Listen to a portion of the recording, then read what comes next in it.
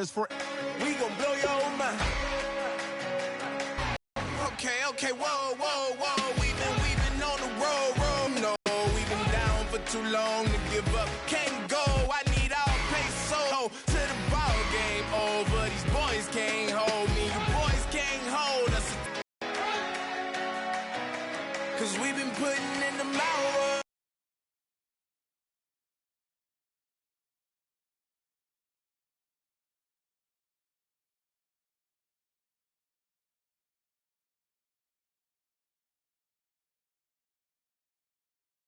Great practice today. There's no other option.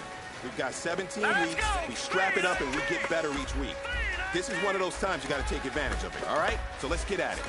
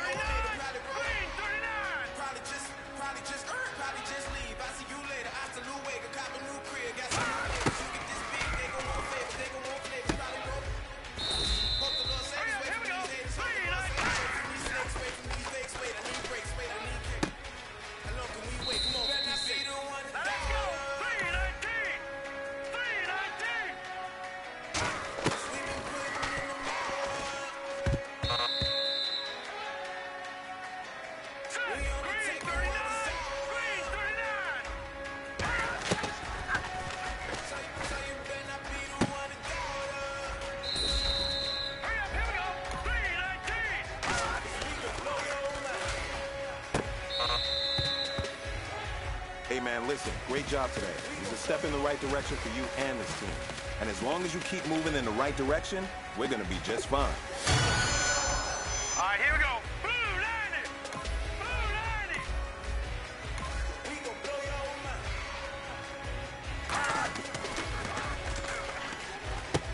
We gon' blow your mind. All right, here we go. Blue landing! Blue landing! Set! 319! 319!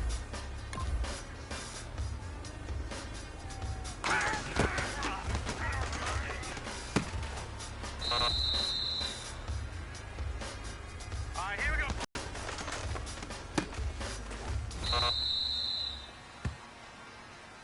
All right, here we go. Green 39! Green 39! Portraiture in a human form, doodle of a two-headed unicorn. With his arm in a fusion of man-made tools and a muse from beyond, even if it went beautifully wrong. It was tangible too for you who refused to belong. No name nuisance, who's in a bed, Set! who's in a Green brand new 39! uniform. Green 39! Scale improving his world. Like zone amp for the gap of the magpie. Unseen hand dragging his graphite. Cross contour, a little bit of backlight. Black ink after a burst. Now let's go! Green 39! Green 39! Then a two, then it's off to a school where it's all to get back in New York by peeps and a dog in a two-bedroom doing menial jobs. Plus, rhyming a steal and a bee in a clock. Here we go now! Blue landing! I left some Blue of landing! the light. I left some of the spirit away. I left my fears materialize.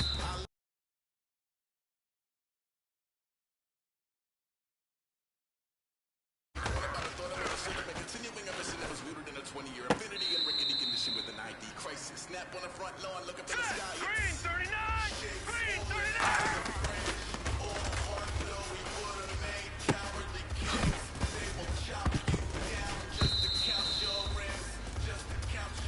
Now let's go! 319!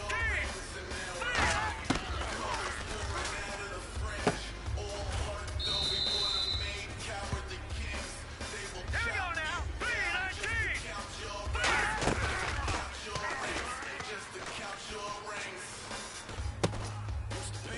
Hard to admit,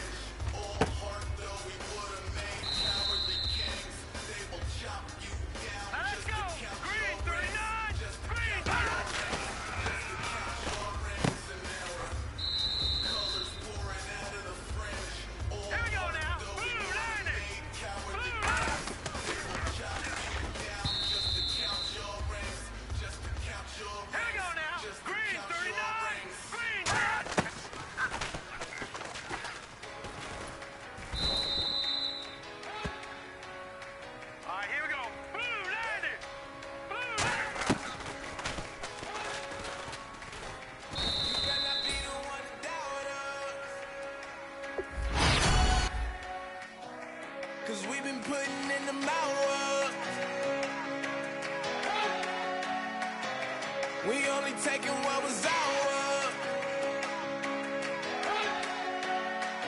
So you better not be the one to doubt us. 'Cause we gon' blow your mind. Now let's take a minute to see how you can improve your team. We gon' blow your mind.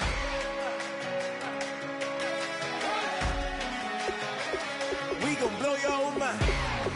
Okay, whoa. We've been on the road. From the go, hit my blow. You know we've been down for too long to give up. Can't go. I need all pesos. Want it all. Case closed. I go balls to the wall. Can't hold to the ball game over. These boys can't hold me. You boys can't hold us. I told you. Better not be the one to doubt us. 'Cause we've been putting in the hours. We only taking what was ours. So you better not be the one to doubt us. 'Cause we gon' blow your mind.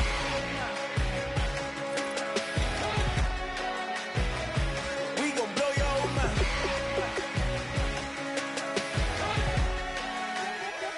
We gon' blow your mind. When I was back home washing them dishes, I was just wishing I could just vision. I was gon' get it. I was just chilled away from these haters. Know they be You have too many players on your team. Choose which players you want to cut. they gon' degrade us, it won't delay us. This is what made us. We got Omega, probably roll. Probably just leave. I see you later. Hasta luego, cop a new crib, got some new. Easily see how many players. Here are some recommendations to get you started. Hope the Lord save us, wait from these haters. Hope the Lord save us, wait from these snakes, wait from these fakes. Wait, I need breaks, wait, I need cake. How long can we wait? Come on, better not be the one to doubt us. 'Cause we've been putting in the hours. We only taking what was ours. So you better not be the one to doubt us. 'Cause we gon' blow your mind.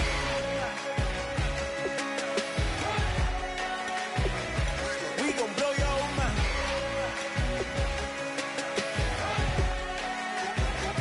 We gon' blow your mind.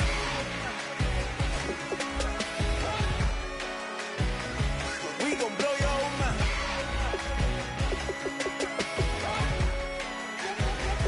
We gon' blow your mind.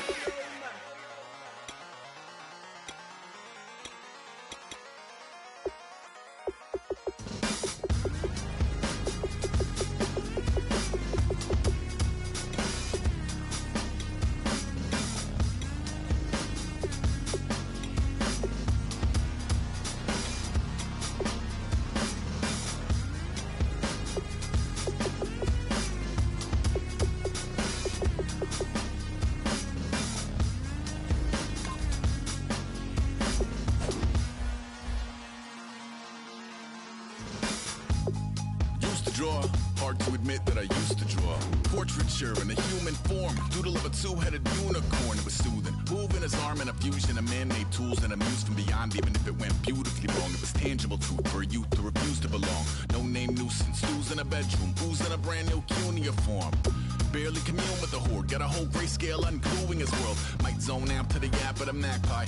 Unseen hand dragging his graphite. Cross contour, little bit of backlight. Black ink after a Bristol to baptize. You can imagine a rush that ensue when you get 3 dimensions stuffed in a 2. Then it's off to a school where it's all you get to. Being trained and observed by a capable few. Back in New York by peeps and a dog in a 2-bedroom doing menial jobs. Plus rhyming and stealing a bee in a clod. Distractions, freedom, a rod.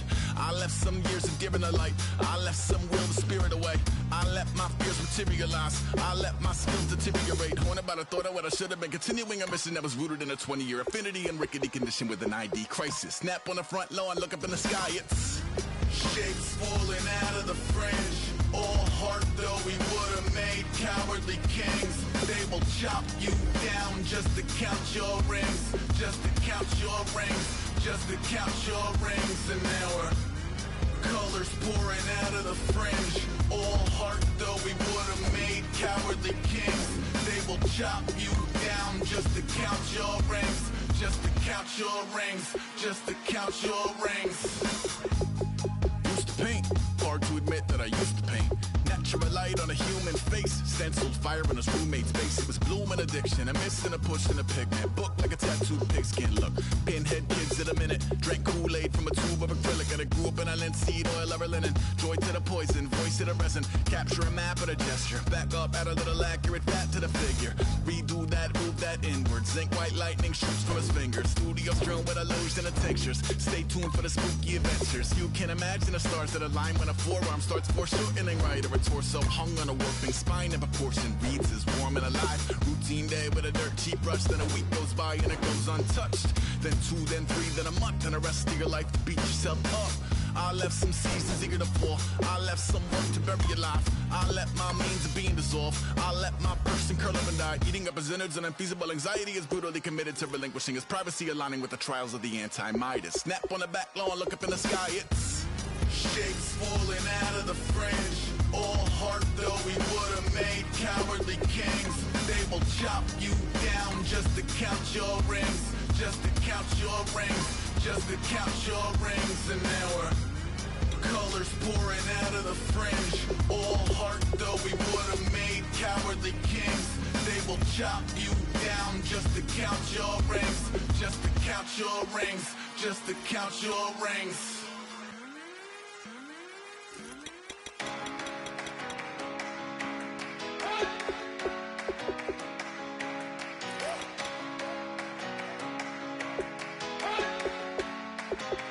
You better not be the one to doubt us,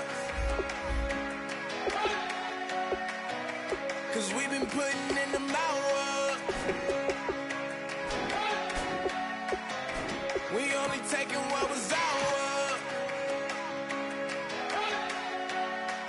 So you better not be the one to doubt us, 'cause we gon' blow your mind.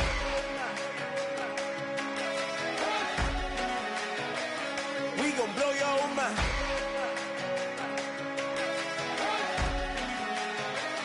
We gon' blow your mind. Okay, whoa, whoa, whoa. We've been on the road. From the go, hit my blow. You know we've been down for too long to give up. Can't go, I need all pesos, want it all. Case closed, I go balls to the wall, can't hold to the ball game over. These boys can't hold me, you boys can't hold us. I told you, better not be the one to doubt us. No matter.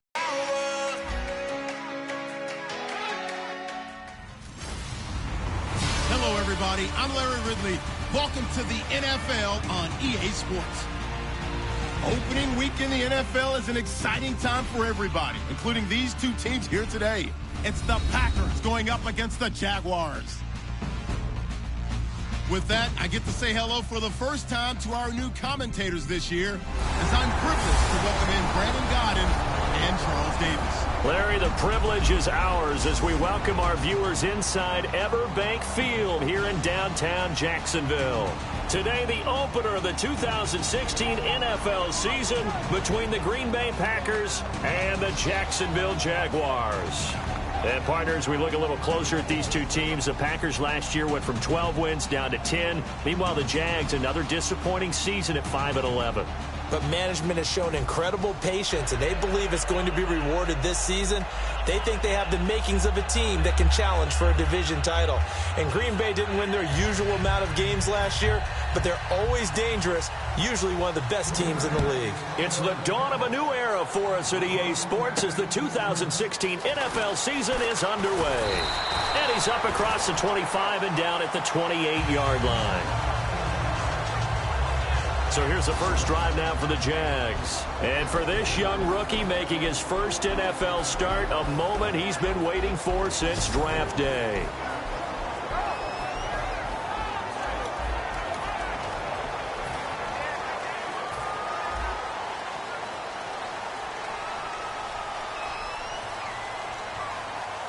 Here we go.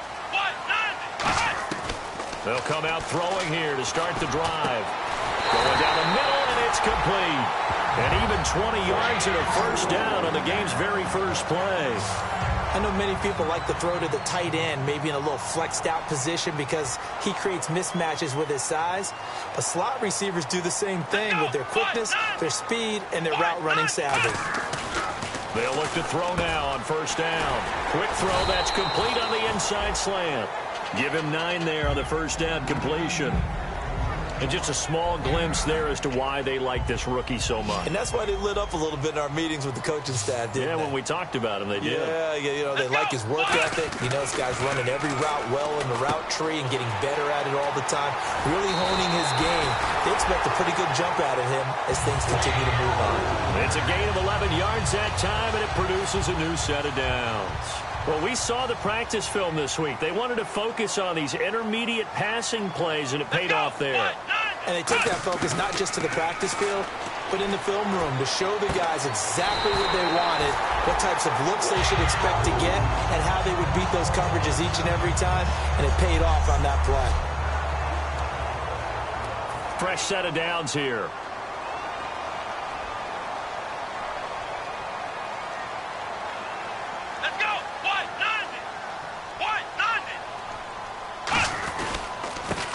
They'll give it to him right up the gut. And he takes it in. Touchdown, Jacksonville. A great play there with his first career touchdown in his first career game. And the Jaguars drive right down the field and score on the opening drive. And a nice little start to the career for the rookie here, hitting the end zone in week 1 of his career. And that's a true welcome to the NFL moment, isn't it? The one that you actually like. A lot of times it's that big hit from a linebacker that says, all right, Rook, here you are. But when you're able to put it in the end zone and feel that sense of accomplishment, that usually fuels you towards doing it many more times in your career.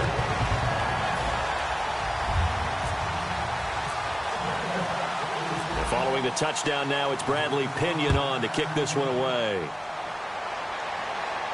This is taken about 7 yards deep.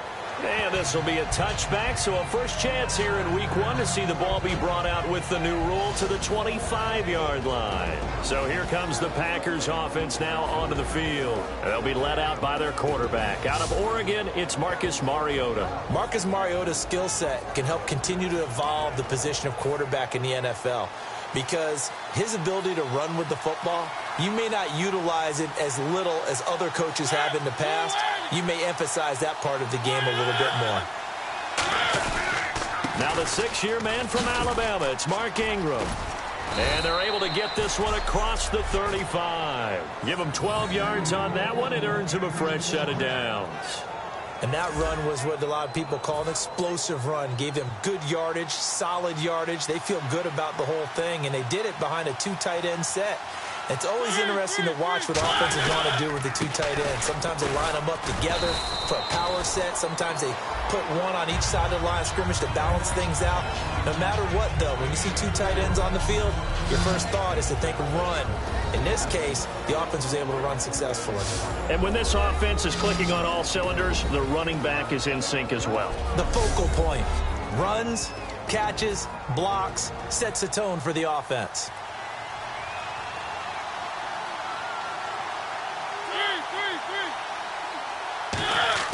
Now a second down throw for Mariota. Backing up. He's going to float this one deep right side. Oh, and a bad throw there. It's intercepted. Picked off by the Pro Bowl safety Cam Chancellor. Past the 10 to the 11-yard line, and that's where the return stops. And out now comes Jacksonville as they get ready to go. And that last drive, a long drive, but not just that. They had a great air attack going. Do they stick with that? I would think that they would, because if they were confident enough to do it on the last drive, starting backed up in their own territory, why would you change anything? They've got to be confident about what they're presenting and continue to do so. Yeah, because the secondary, they really look clueless. And that was amazing because that drive went and went, no adjustments and no big plays by the defense to knock the ball away.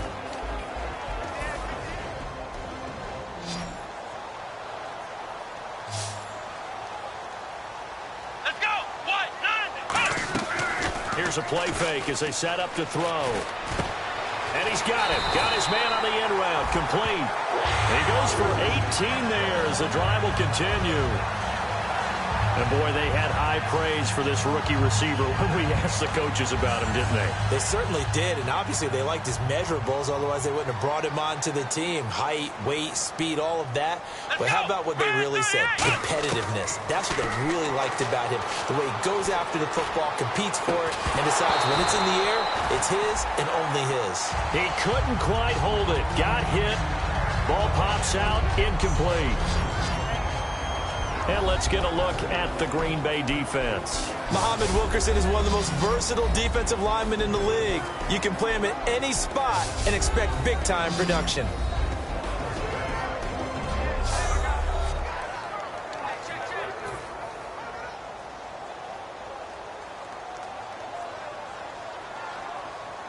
Come on, let's go! He'll try to pick. Probably should have had it. Third down now. And the offense looking to pick up the first down after the second down incompletion. It looks like the Packers have added an extra DB on third down. They'll set up to throw. And now another one thrown incomplete. Let's give some credit to the defensive guys on that play. Able to bat that one away. Sure looked like they were trying to hit the corner route. So on now is the Clemson man, Bradley Pinion, to punt this one away. Back deep, Rashad Green.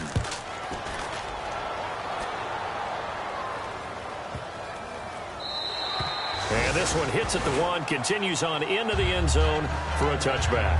Now trotting out there, the Packers getting ready to go. And following the interception, just any interception, are you a little bit more cautious when you start that next drive, or no, you just throw that out the window? I think you are. I don't think that there's any way you can run back out there and go, totally didn't affect me. Let's just go ahead and be loose with the football again. You're going to take care of it, but you have to be careful about being too cautious because now you can't run any offense at all. Still want to attack. We'll see how they attack them here. And time to take a look at the Jaguar defense. Cam Chancellor is one of the best safeties in the game, but with his linebacker size, that allows the team to use him wherever they want to make plays. Clock rolling as we hit the midway point of this first quarter.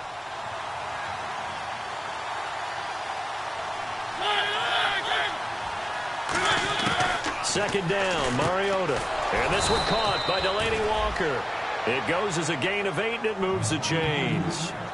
There's a completion to the tight end, and I think they were looking at something out of central casting, frankly. Absolutely. I mean, size, the hands. Speed. I mean, can flat out run. You put that whole package together, you light up the eyes of an offensive coordinator, don't you? And they get him down, but not before he takes it across the 40-yard line. That was a nicely run slant route, and what the receiver's trying to do is make the defender think he's going upfield for a deeper route, and then breaks it off, usually after about 3 to 4 steps, and cuts towards the middle of the field. And now what he's trying to do is use his body to keep the defender away from the football and get the quarterback a really nice target. Completes it to Lee. And he'll be taken down, but not before he gets into enemy territory. And a nice pitch and catch to pick up the reception against man coverage. Both of them read how much yardage they needed, figured what they had to do, and were able to beat the man coverage for the completion. This is Ingram on 1st and 10. Trying to get out wide, but he's going to be tackled right near the line of scrimmage. Just a yard on the first down carry, so it's 2nd and 9. Now that's the type of play that'll fire up a defense. Hold them to 1 yard on a first down run. It'll be interesting to see if the offense decides to press the run at all, or if they'll abandon it now after gaining only 1 on that play. Now Mariota. He goes underneath to Ingram. And he'll take it down shy of the 45 at the 46. It'll be a pickup of only a yard, and that'll make it 3rd down. And here comes play number 6 on this drive. All right, I'm going to show my age here a little bit. We used to talk about running backs catching the ball as safety valves. Nowadays, they're a big part of the passing offense. Quit acting like you're so old. You're only 65. Let's go ahead and try and get into the body and the mind of the linebackers. Yeah, I know they're bigger and stronger than I ever was, but in this situation, they understood what was going on as much as the offensive guys. because the offense guys are always taught, find the first down sticks and make the play. Well, on defense, what do you want to do? Guard the first down line. Make sure they don't get there and tackle them in front. They were able to drop in their zone coverage, figure out where the first down line was, and end up making the play, swatting it away so they couldn't get the completion. The Packers defense, they ready themselves here. They forced the punt the last time, got off the field. I'm sure some of your D coordinators through the years, you liked when you heard those words, get off the field. Oh, there's no doubt. Or maybe you didn't like it when you heard those words. It depended on when they were yelling them. But in this situation, absolutely perfect. Get off the field, force a punt, let the offense take over and do their thing, and it resulted in a field goal. Now we'll see if they can do that again.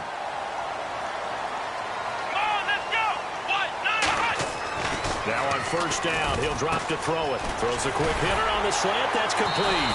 And they get him down, but not before he takes it across the 40-yard line.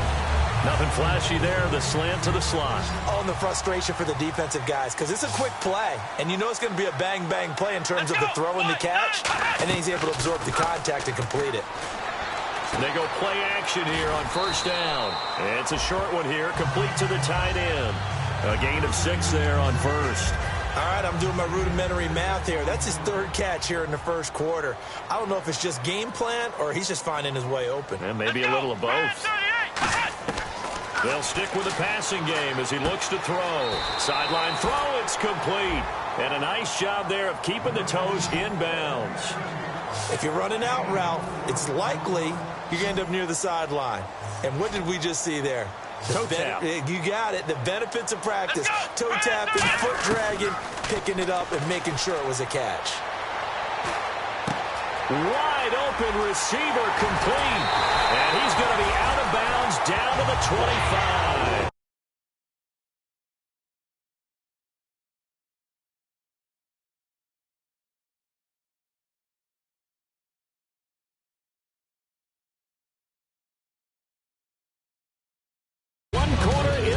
On NFL kickoff weekend. 7-0 is our score. EA Sports NFL Sunday returns.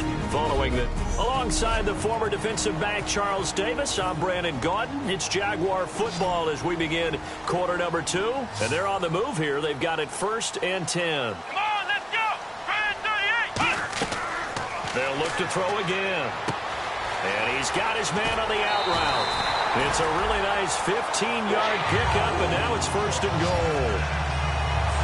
What I love about watching the passing game nowadays is that the one-dimensional receiver is really starting to leave the game. You've got to be able to do it all. Of course, you got to run fast. Of course, you got to catch the ball. But route running savvy and toughness, there's a premium for all of that now. Give him 9 there on the first down completion.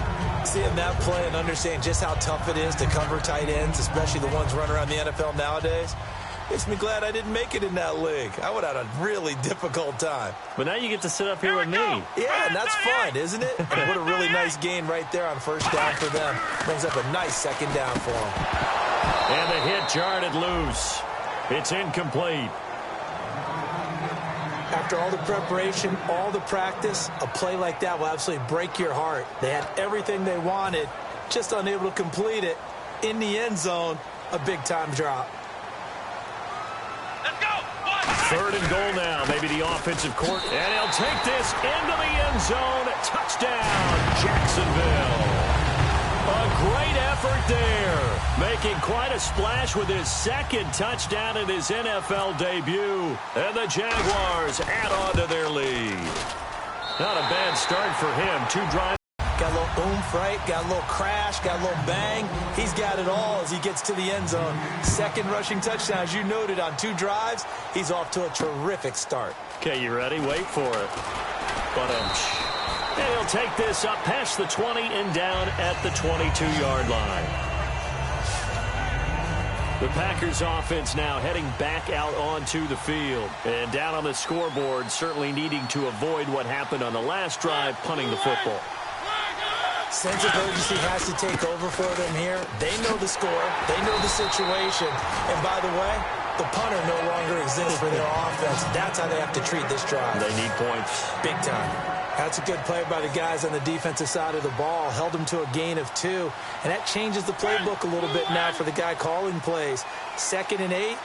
Now he's got to probably think about going to the air instead of maybe staying with the ground game. They go screen. This is Ingram.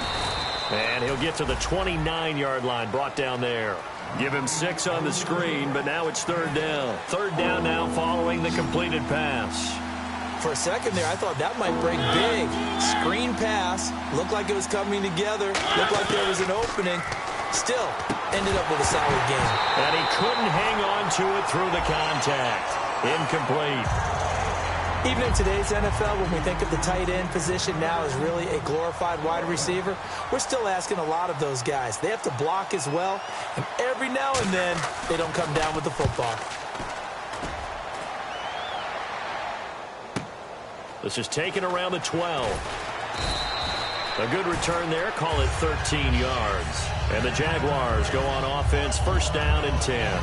There again is the running back as he trots onto the field. And he's found the end zone twice. And now I'm guessing he's thinking, hey, let's find it 3 times. And you got to figure from the defensive perspective, how has he gotten there twice? What are we going to do to keep him out for a 3rd time? How do we tighten things down? Because he and his offensive mates, they are really in sync right now.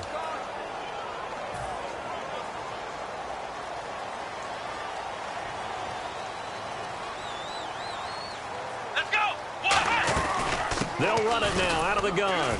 And he is met at the line of scrimmage, and he goes down right there. No gain on the play there. 2nd down.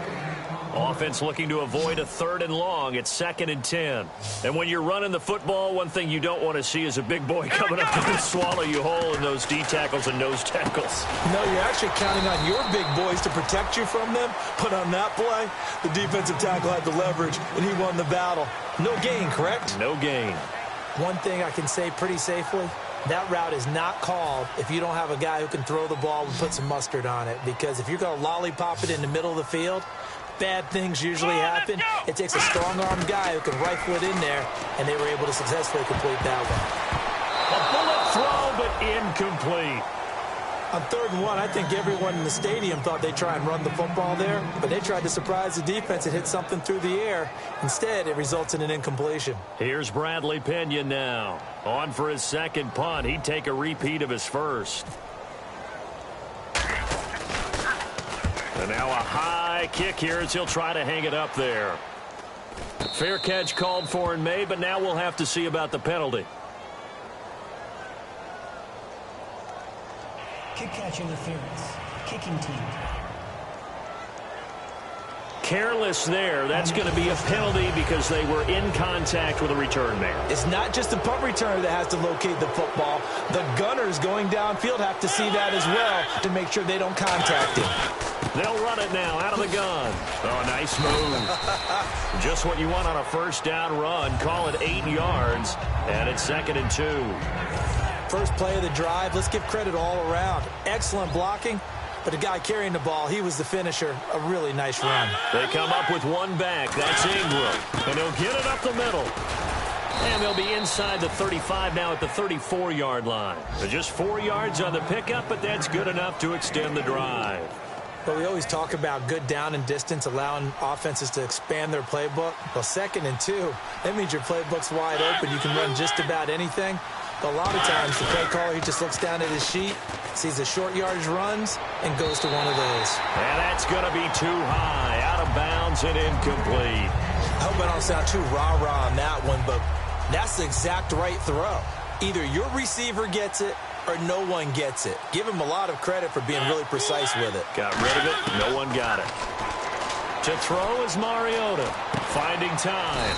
He gets it complete to Anquan Bolden. 8 yards on the completion, but now they face 3rd down. He had time, was able to survey the field and find a soft spot in that zone coverage. And that's where it gets difficult for a defender, Brandon. You go to your spots on the field that you have to cover, and when the offense finds an area that you're not in, that's where they throw the football. And that's caught by Beasley. And he's got the first down as he gets it to the 8. That one good for 17 yards, and now they've got it 1st and goal. And the defense with their backs against the wall a little bit here as the offense is in the red zone. The offense operating inside the 10 at the 8 here. It's 1st and goal. And he is going to lose yardage here. That's going to go as a loss of a yard, and it'll be 2nd down. With the struggles we're seeing up front for the offense today, they've got to think about changing up their play calling. Some screens, some draws, some quick-hitting plays in order to try and supplement the run game. You don't totally abandon it, but you try and give it a little bit of help. And incomplete there. A nice hit. Jars the ball free and brings up 3rd down. 6 plays got him down here. This is play number 7, 3rd and goal. We know it's not an easy job to go out and catch passes when people are trying to tackle you and knock the ball away. But the bottom line is, that's a pass he's got to have and a pass he should have caught. He was looking for Mark Ingram there, and it's 4th down. Partner, how many times have you heard it? Pressure creates diamonds, right? But it also bursts pipes. And on that one, that's what they got. They got after him, and he was fortunate just to get rid of it. Yeah, he just had to chuck it away. And Gano's kick is right through. And they will get themselves on the board here at 14-3. So 3 points is the outcome, but probably not what they're looking for given the drive that they were on. Yeah, things were looking good. You had it 1st and goal, but then the offense sputters a bit, and they're forced to settle for a field goal. And now we get a look at the captain of this offense heading back out there now. He's played a pretty clean first half, a touchdown, no interceptions. Frankly, that's what they expect out of him. They want to see the ball thrown and thrown well, and he's able to do that and put it in the end zone. They'd love to see more of that before this game finishes. But right now, he's got his team in a good spot. A good spot, maybe looking for touchdown pass number 2 here in the 2nd quarter. Offense still needing 10 yards, 2nd down. Well, a well-executed blitz, no doubt. Great job by the linebacker. Maybe the quarterback, if he could have seen that, could have audibled there. Yeah, he needed to be in a different play because that one just meshed perfectly for the defense. All the gaps were filled except for the one the offense really wanted to run through, and that was filled by a big man wanting to make a tackle. And he made a great tackle. 1st down and 10 now for the offensive group.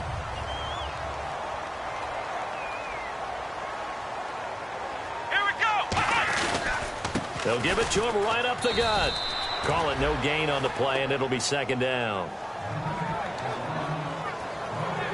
So 2nd and 10 here. 2 minutes to play here in the first half. Back with more from Jacksonville. Don't go anywhere. We'll be back after this. They come out with 1 back and 3 tight ends. Now he'll look to throw here on 2nd and 10. He's got his man on the crossing route. It'll be a pickup of 10 yards. And that's going to make it 3rd down and less than a yard. And there they went crossing route against the zone defense. What do you think of that? Takes real coordination between the passer and the receiver because you've got to read those zones and where the open spots are and be on the same page with the guy throwing the... And now a timeout coming from the defensive side for the Packers. So a defensive timeout, chance to regather, regroup, and get set as we resume action. He gets this one away, and boy, it's another boomer. And this is going to hit the goal line and continue on into the end zone for a touchback. The Packers offense now, they get ready to head back on the field. And last time they got 3 points, but it was a chip shot field goal. And when you go to the sideline after a chip shot field goal, maybe the offense not too happy. It's a balancing act, isn't it? Because you're exactly right. They're none too pleased that they didn't punch it in for 6 points. But they also have to remember they did put points on the board. 3 points is 3 points. And in this league, you take points when you can get them. Not easily done. Mariota now on 2nd down. He goes underneath to Ingram. And he's able to take this one up to the 35-yard line. Now whistles come in. We're going to get a timeout here by the offense. So that means they're down to 1 remaining here as we head toward halftime. 1st down, Mariota. And certainly some style points there on the spin. Not a whole lot thereafter, but still a pretty good gain. Looking to speed things up here, going with some tempo. 2nd down, Mariota. And he's able to take it across midfield before going out of bounds. 8 yards on the pickup there, and it moves the sticks. Offense comes to the line now, 1st and 10. I do have to admit, I like it when it all comes together. When the top part, catching the football, right, whether you're catching it with your hands or cradling it, comes together with the legs, in this case the feet, doing a little toe tap to stay in bounds and complete the catch. And a great job by our crew on the camera shot. Love when you see the grass or on the field turf, those rubber pellets flying up. Great catch. So he got his hands a little too far outside. The ref caught him, threw the flag. It's a loss of 10 yards on the play.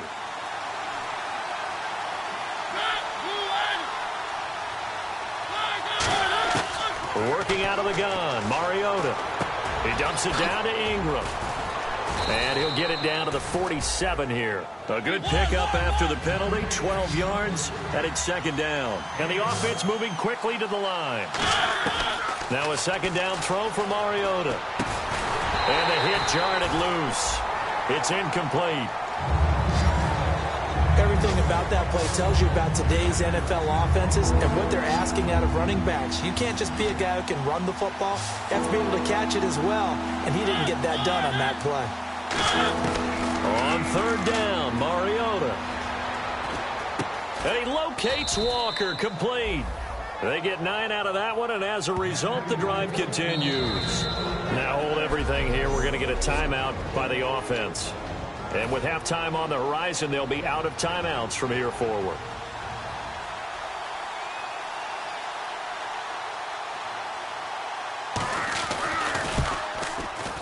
He had the distance, but it's no good. Wide to the right, and this score will stay right where it is. And that's the risk of the long field goal miss here at this stage of the 2nd quarter. You give up great field position. And that gives them one more opportunity to make something happen and something big. And we've seen crazy stuff happen at the end of halves. Here we go. Let's round. Ohio. Now they'll run it on the toss. And some room to roam now. And taking it across midfield and inside the 45. So we've reached halftime here on opening weekend. As we send you a couple hours south to Orlando, let's check in with Larry Ridley for our EA Sports Halftime Report. Thanks, Brandon, and welcome to our EA Halftime Report. I'm Larry Ridley. The Jaguars are happy to be in front, and they'll look to play another solid half of football. The Packers haven't played horribly, but will need to improve if they want to win this one. All right, let's get straight to it. Here's some highlights from the first half.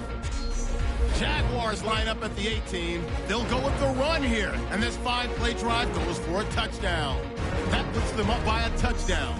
3rd down from inside the 10. He'll jet out to the right on the run, and he cap off the long drive with a touchdown. That puts them on top by 14. All right, Larry, these two teams back out there as we get set and ready for this 2nd half. Both teams appear ready for the fight ahead, and we resume action here in quarter number 3. And that'll carry over the back line of the end zone for a touchback. And here comes the Jags defense as they get back out there. They had a pretty solid first half. Not many adjustments, but I guess there's probably always some adjustments that can be made. Usually it's just tightened down on the things we've worked on all week in practice. Everyone thinks adjustments are bringing in something absolutely new. For the most part. Oh, you saw that one coming. It's intercepted. Thrown back across his body. Picked up by the rookie Eric Murray. And he'll take it across midfield and down to the 48-yard line.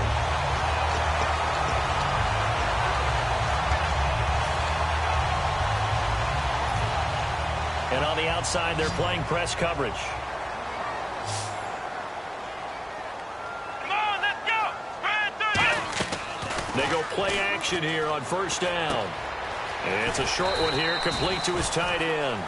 7 yards, the pickup on the pitch and catch. So much goes into a successful play, doesn't it? How about that play action there? Freezing the defense just enough to bring the tight end free downfield for the completion.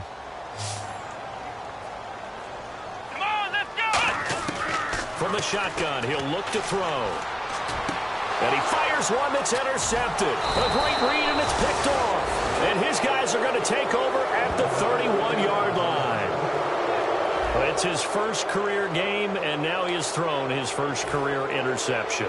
So let's face it, that's very simply his welcome to the NFL moment, isn't it? Get it out of the way, right? Get it out of the way, and he hopes it'll be the last for this game and not too many in his career. Toward the sideline, and look at that catch. Dragging the toes, and that's going to be a first down. Well done. Let's make this one simple. What a catch, especially the finishing part of getting his feet in bounds, toe tapping, and, of course, foot dragging. Little tapestry, if you will. Oh, I like it.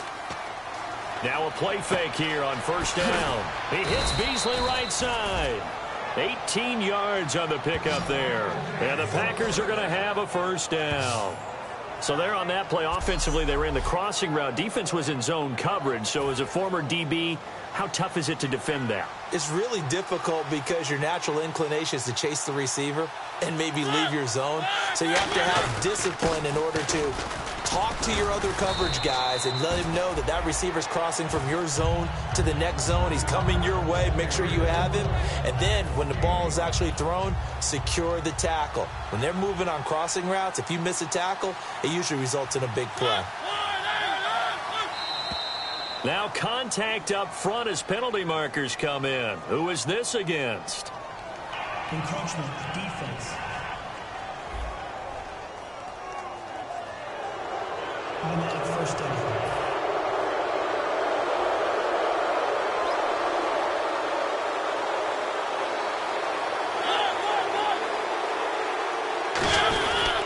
After the penalty, it's Ingram. And he's going to take this one down to about the 23-yard line. Give him 3 on first down. It'll set up a 2nd and 7. Second down following the run. Tough day, tough sledding right there, and it's been that way the entire game. Not a whole lot of room to ramble for him. Yeah, you're right. It's been that way all. And he's going to be taken down here. A sack back at the 32. They overload him that time on the safety blitz, and he winds up being dropped for a loss of 7. And their inaugural sack of the game coming from an unlikely source. You mean it wasn't a linebacker? It wasn't a defensive end? It was somebody like you. Oh, my goodness. Yeah, that's a surprise for the offense. That's not what they normally get when they think about pressure. It's a gain of 6 on the play, and that's going to bring up a 4th down. So now the Packers turn things over to the special teams crew. They're on for the field goal try. Right hash mark, a 42-yard attempt. And Godot's kick is right through. And a second field goal here cuts their deficit to 14-6 now. So it's a 7-play drive, but it stalls out in the end. Let's credit the defensive front 7. They were a little leaky at the start of the drive, but they stiffened toward the end. This one fielded at the 5. And he'll take it past the 25 and up to the 28-yard line. Here comes the Jaguars offense as they get set here. And following the interception, we'll see what they can put together on this drive. I can hear my old college coach right now. He always used to tell us before every game, the team making the fewest mistakes will win. What they're hoping is that last mistake is their only one of the game. Coaches, that's all they talk about, turnovers, right? Minimizing those and maximizing opportunities. It'll be a 2-yard gain, and it'll be a 2nd down. Completed pass play. Now let's see if they go back to the air or to the ground. He's been a busy man here in this one, and they're showing off some nice footwork to stay in bounds. And with those types of catches and the volume that we've seen in this game, wouldn't you keep him busy as well? I would. Of course. You got to keep throwing it to him. He keeps making plays. Good throw, good catch, but I really like the route. The drag and being able to run away from defenders, hard to stick with them for that long. Yeah, better against man than zone, or?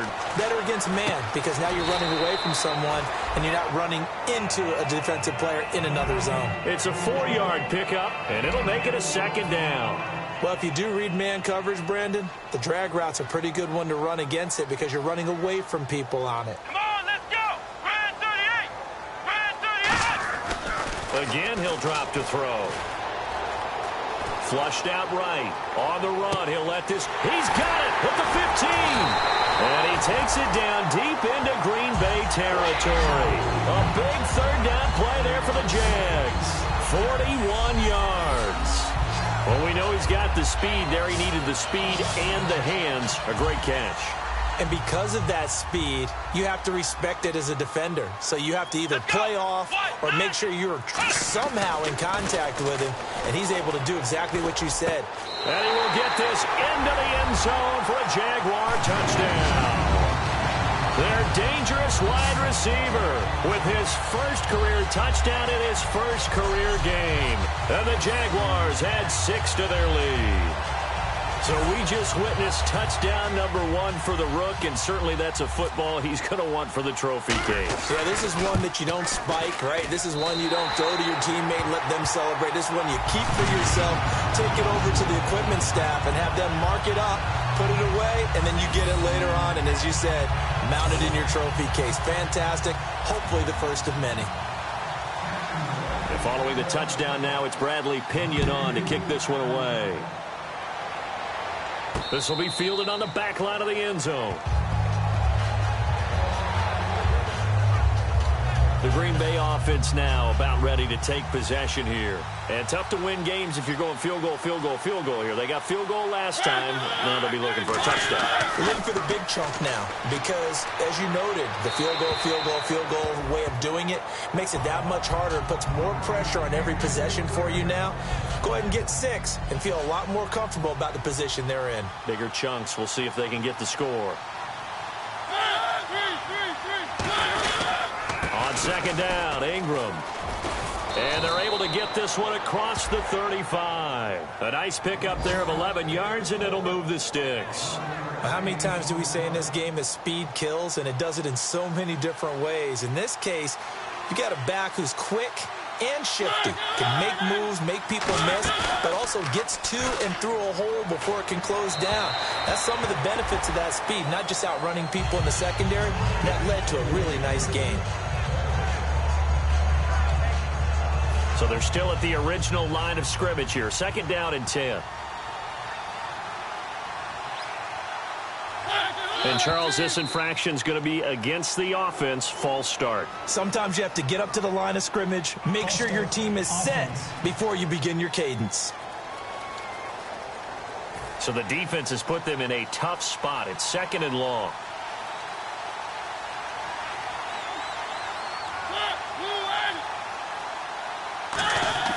Second down, Mariota.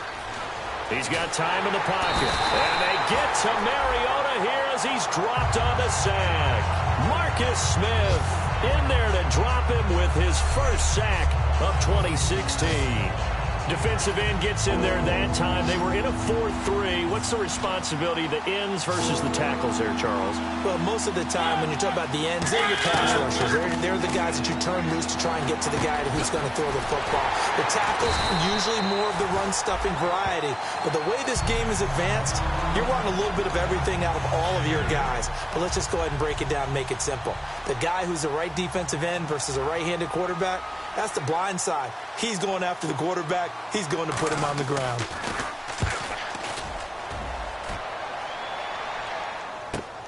This will be fielded at the 17. Well, he wasn't too far from breaking that. Officially, give him 15. And out will come the offense as they take over. And out now comes Jacksonville as they get ready to go. And they'll be looking to build off of a nice drive last time, a drive that really relied on the quarterback. Making good decisions, distributing the ball well, distributing it accurately, keeping it away from danger. A really nicely run drive. But now the defense, what adjustments do they need to make in the passing game?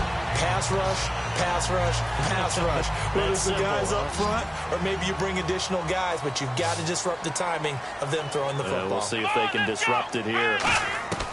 They'll look to throw here on first down. It's a short one here, complete to the tight end.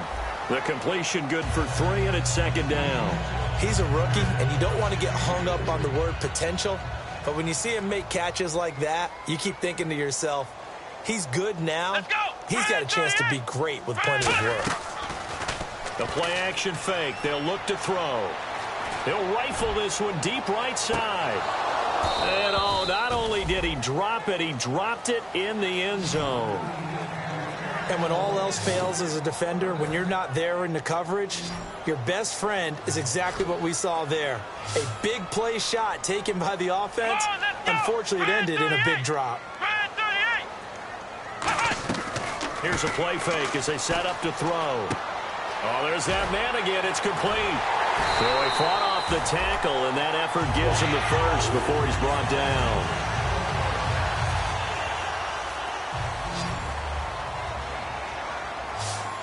They come out 5 wide, 3 of them to the right side.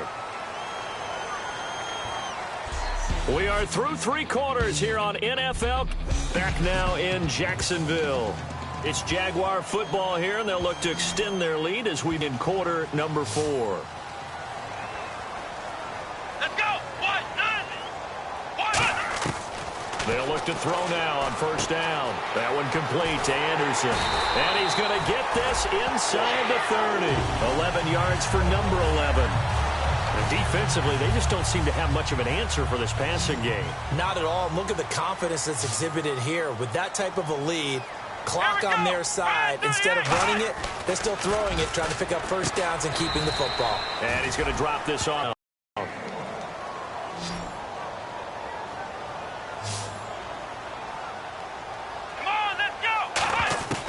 They'll look to throw again. Surveying the field. And he's got his favorite target yet again. It's complete.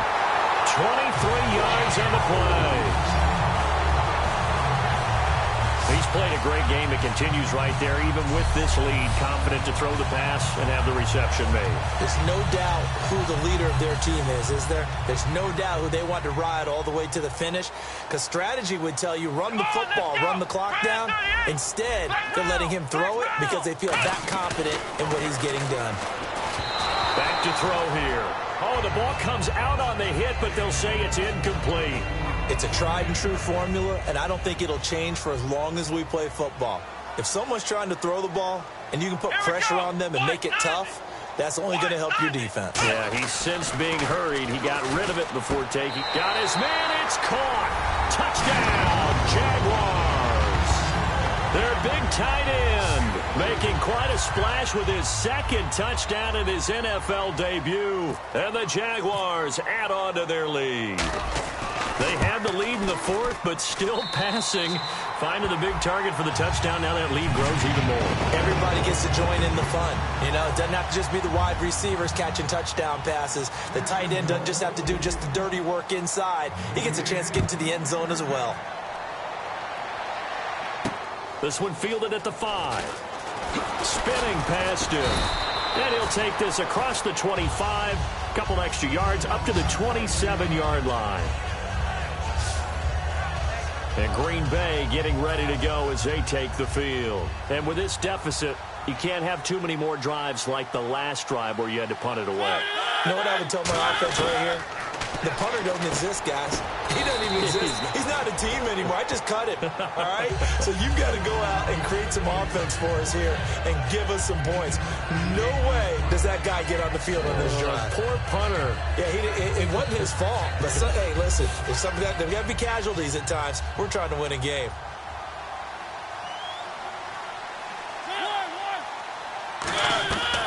They'll run it now out of the gun. And to the 42-yard line here and brought down there. It's a 7-yard gain there, and it's good enough to move the chains. Not too many more ideal situations at 2nd and 2 in order to try and pick up a first down. They ran it and picked it up. Mariota on first down. Completes it to Lee. And he'll be taken down at the 46-yard line. It'll be a gain of 4, and that'll make it a 2nd down. 2nd down now after the pass completion.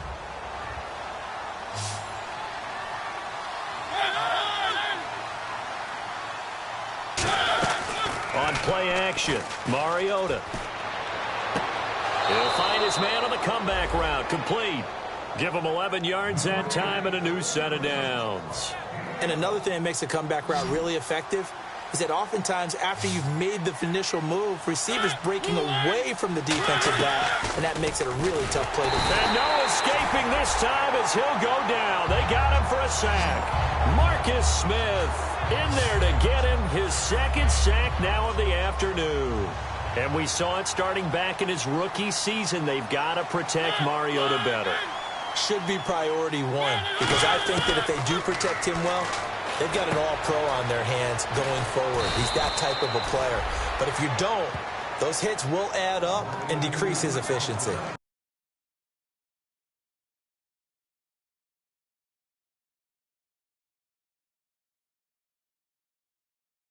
Routes because the receivers are breaking right into their line of vision, and receivers love them as well because they're getting the ball on the move and able to catch it and try and get upfield and gain additional yardage. On 3rd and 1, here's Mariota. It's brought in by Bolden. 8 yards there and a first down. And Brandon, from our time in college football, where receivers weren't running the traditional NFL route tree, one thing they did learn: find open areas, find soft spots, and set up and catch the ball. And I think we just saw that there. Yeah, we saw that indeed, picking up the first. Throwing, Mariota. And he lost the football. And the Jags grab it. And a big turnover there as his guys will get the football back. And with that kind of a deficit, you can't afford to make any kind of mistakes. But it's been pretty symptomatic of what we've seen all game with them, isn't it? Down this big in the fourth quarter. You'd say an afternoon to forget, absolutely.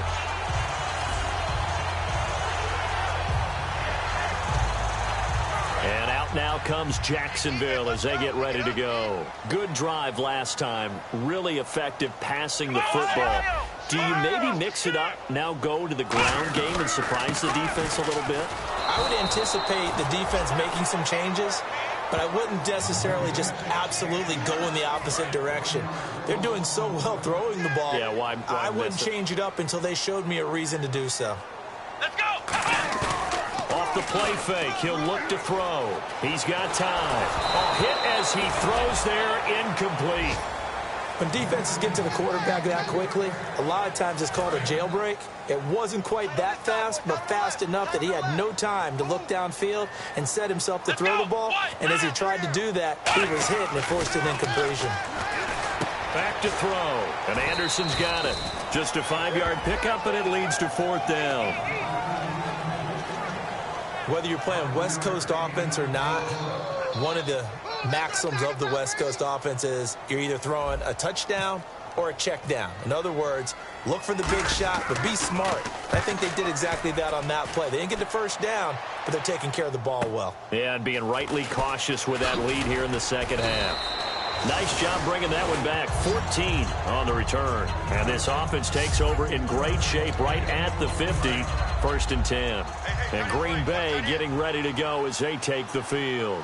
And last time the turnover on the fumble, and they were in enemy territory, so that had to be very frustrating. Down on the scoreboard here, can't do it again. You nailed every part of what was frustrating. Down on the scoreboard, had a drive going, and pushed it past the 50-yard line so they thought they were in striking distance, and to come away with nothing, not a good feeling at all, to put it mildly. Now they can't afford to do that again. Yeah, now can they get that bad taste out of their mouth here? Out to the flat, that's complete to his running back. They'll get a couple yards on that one, and that'll bring up a 3rd down. I know most of the time when the ball's in the air, you're thinking wide receiver, tight end, but running backs, they can be a big part of any passing offense nowadays.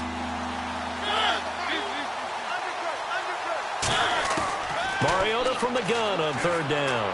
He dumps it down to Ingram. And he will have a first down as they get him to the ground at the 37. Would it be safe to say that as precise as routes are supposed to be run in the NFL, maybe they're not quite as precise in college ball? That's accurate, yeah. And I think we saw a college route in the NFL there. Just find the soft spot, find the dead zone, and find the first down. And that's what he just did.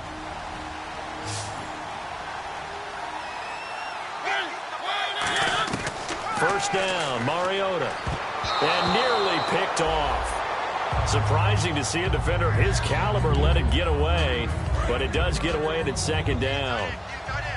I know that interception was dropped, and it would have been their 3rd of the game. And I will guarantee you, in the huddle, on the bench, all the defensive guys have been talking about is, we've got this guy right where we want him. Who's going to get the next one? It almost becomes a challenge, and they missed a golden opportunity. Third down here for the offense after the incomplete pass. They come out 5 wide, 3 of them to the right side.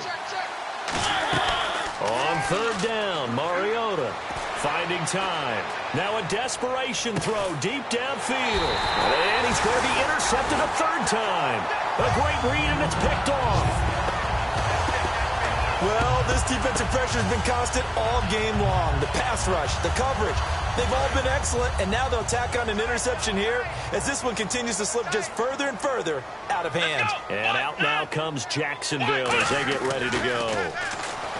They'll come out throwing here on first down. That one complete to Anderson. The completion good for 3, and it's second down. Decent chunk of yardage still left here. 2nd and 7. Watch left. Tight end to the left. Let's go. Now a handoff here to his running back. And they're able to get this one across the 35. They give him 14 yards that time and a fresh set of downs. Well, I'd say that run's pretty emblematic of what we've seen all day long. No matter what they've done on offense, this offensive line has controlled the line of scrimmage, giving them time to throw it, run it, do whatever they wanted. That's why there are points up on the board. And right now, the psyche of the offense, we're in control, and we can do whatever we feel like doing out here on the field. 10 yards still left on second down. Big boys down there in the trenches, and a nice play to stop them cold. Nothing there. Yeah, when you talk about big boys, you talk about those defensive tackles, those nose tackles. They're not just big, they're immense. And what a big-time play there. He's able to rattle off 6 on the carry, and that'll get him to 3rd and 4. You know what really fires up offensive linemen? When the guy that is carrying the ball behind them can create his own space and break a tackle along the way. Here we go. What? None. They'll give it to him right up the gut. And he'll lose yardage here. Back at the 41. That'll make it 4th down after a loss of 1. And frankly, Brandon, we're talking about things I'm not sure we ever thought we'd talk about in the NFL, and a lot of that is the speed at the linebacker position. A lot of these guys in college, they were safeties. They moved them up to outside linebacker to combat.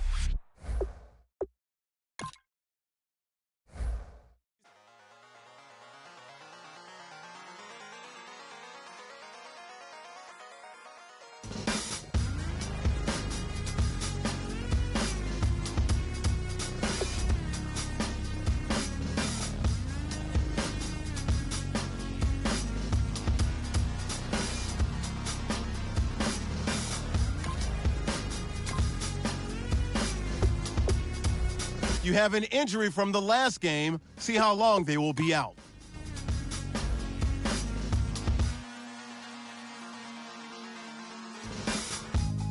Used to draw, hard to admit that I used to draw. Portraiture in the human form, doodle of a 2-headed unicorn. It was soothing, moving his arm in a fusion of man-made tools and amused from beyond. Even if it went beautifully wrong, it was tangible truth for a youth to refuse to belong. No name nuisance, who's in a bedroom, who's in a brand new cuneiform. Barely commune with the horde, got a whole grayscale ungluing his world. Might zone out to the yap of the magpie, unseen hand dragging his graphite. Cross contour, little bit of backlight, black ink after a Bristol to baptize. You can imagine a rush that ensue when you get 3 dimensions stuffed in a 2. Then it's off to a school where it's all you get to, being trained and observed by a capable few. Back in New York by peeps and a dog in a 2-bedroom doing menial jobs. Plus rhyming and stealing and being a clot, distractions, freedom, a rod. I left some years of deer in the light, I left some will the spirit away. I let my fears materialize, I let my skills deteriorate. Horn about a thought of what I should have been, continuing a mission that was rooted in a 20-year affinity and rickety condition with an ID crisis. Snap on the front lawn, look up in the sky, it's shapes falling out of the fringe. All heart though we would have made cowardly kings. They will chop you down just to count your rings, just to count your rings, just to count your rings. And now we're colors pouring out of the fringe. All heart though we would have made cowardly kings. They will chop you down just to count your rings, just to count your rings, just to count your rings. Used to paint, hard to admit that I used to paint. Natural light on a human face, stenciled fire in his roommate's face. It was bloom and addiction, a missing a push and a pigment. Book like a tattooed pigskin look. Pinhead kids wasted a minute. Drank Kool-Aid from a tube of acrylic, and I grew up in a linseed oil ever linen. Joy to the poison, voice to the resin. Capture a map of a gesture. Back up, add a little accurate fat to the figure. Redo that, move that inward. Zinc white lightning shoots from his fingers. Studios drilled with illusion and tinctures. Stay tuned for the spooky adventures. You can imagine the stars that align when a forearm starts foreshortening right, or a torso hung on a warping spine in proportion. Reads as warm and alive. Routine day with a dirt cheap brush. Then a week goes by and it goes untouched. Then 2, then 3, then a month, and the rest of your life to beat yourself up. I left some seasons eager to fall. I left some work to bury alive. I let my means of being dissolve. I let my person curl up and die. Eating up his innards and unfeasible anxiety is brutally committed to relinquishing his privacy, aligning with the trials of the anti-Midas. Snap on the back lawn, look up in the sky, it's shapes falling out of the fringe. All heart though we would've made cowardly kings. They will chop you down just to count your rings. Just to count your rings. Just to count your rings. And now we're colors pouring out of the fringe. All heart though we would've made cowardly kings. They will chop you down just to count your rings. Just to count your rings. Just to count your rings.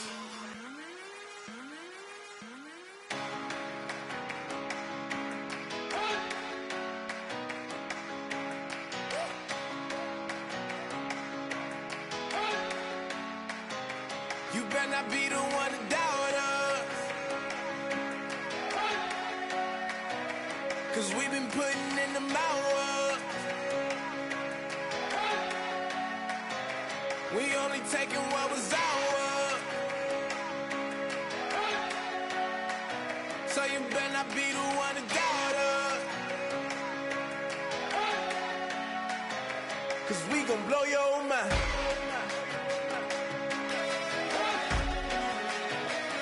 We gon' blow your mind.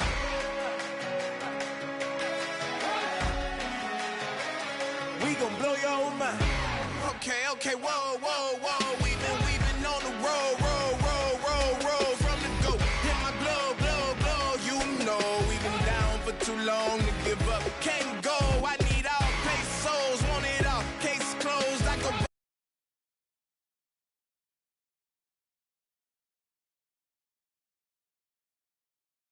Out to the wall, can't hold to the ball game over. These boys can't hold me. You boys can't hold us. I told you. Better not be the one to doubt us, 'cause we've been putting in the hours.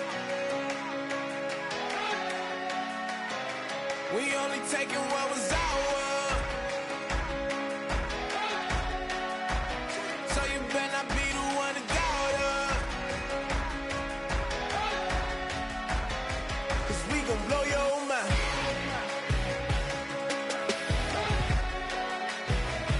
We gon' blow your mind.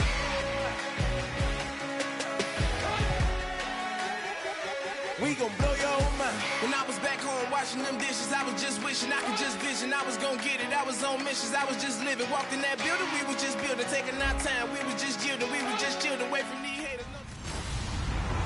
Hello, everybody. I'm Larry Ridley, and this is the NFL on EA Sports. It's hard to imagine this not being a fun game to watch.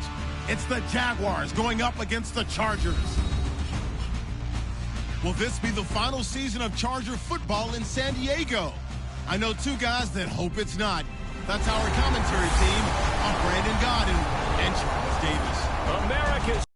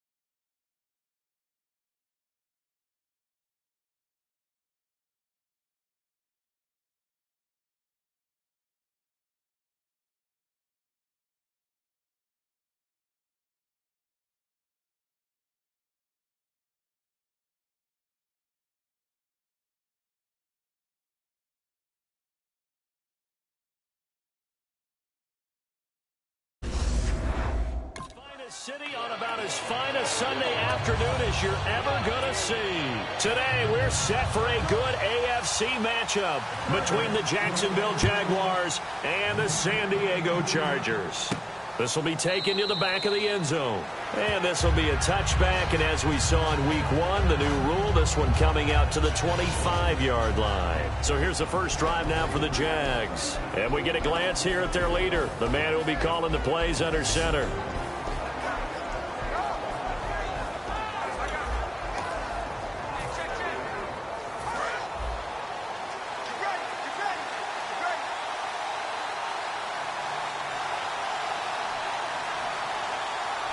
They'll put 2 receivers left, 2 to the right. Now they go screen. It's complete. And they're able to get this one across the 35. 11 yards on the pickup, and it'll give the Jags a first down.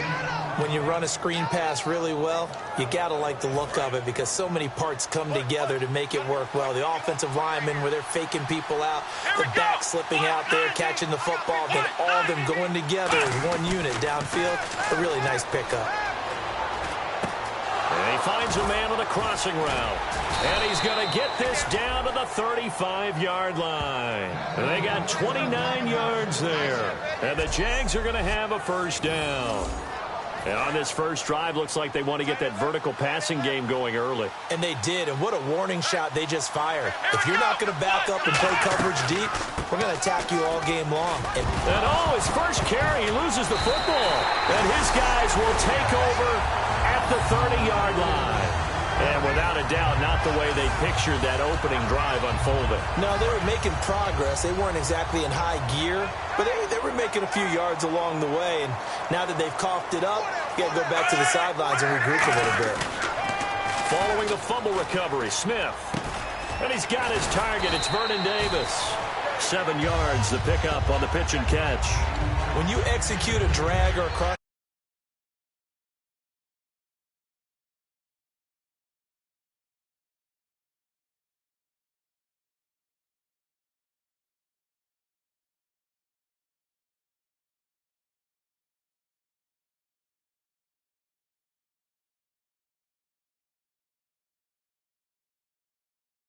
really well and give them a chance to let it develop a little bit, you can gain some significant yardage hitting your tight end on that one.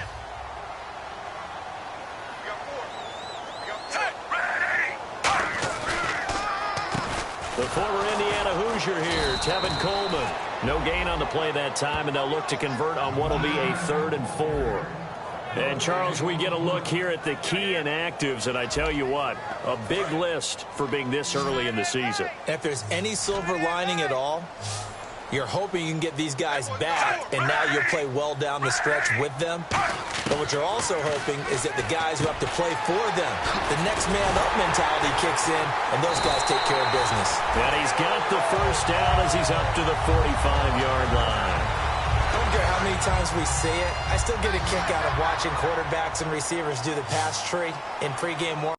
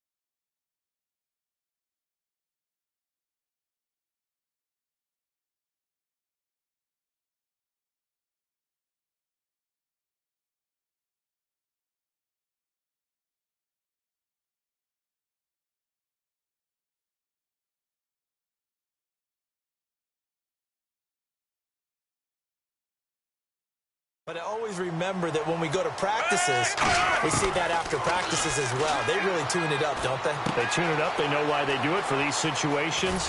First down. And they build that trust, and that's why they're able to find him in this type of a situation. A good pick up there of 20 yards.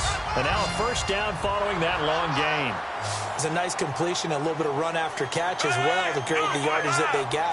But it is so tough to cover that route, the drag route, because they run it at varying speeds. Because the key is to create hesitancy on the defender's part. Always so empathetic for those DBs, aren't you?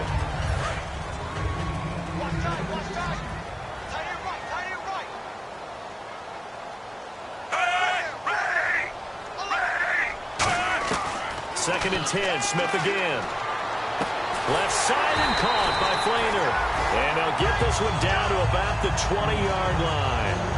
Almost not fair. The big guy running the corner route, being able to lean and push and get to where he wants. So how do you stop it? A lot of times you want to have a linebacker on him, a bigger body guy who can handle him physically. But a lot of times that doesn't work as well because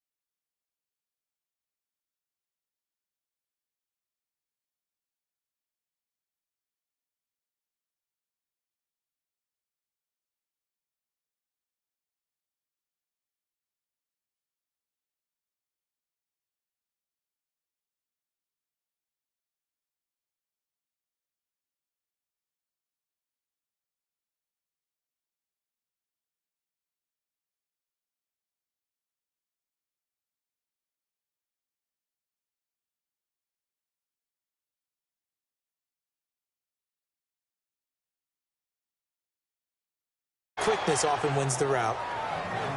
Well, the person carrying the ball is always the easy target when things aren't going so well, but I think it's a combination with the Chargers. They've got to get the offensive line going in order to improve those numbers from last year.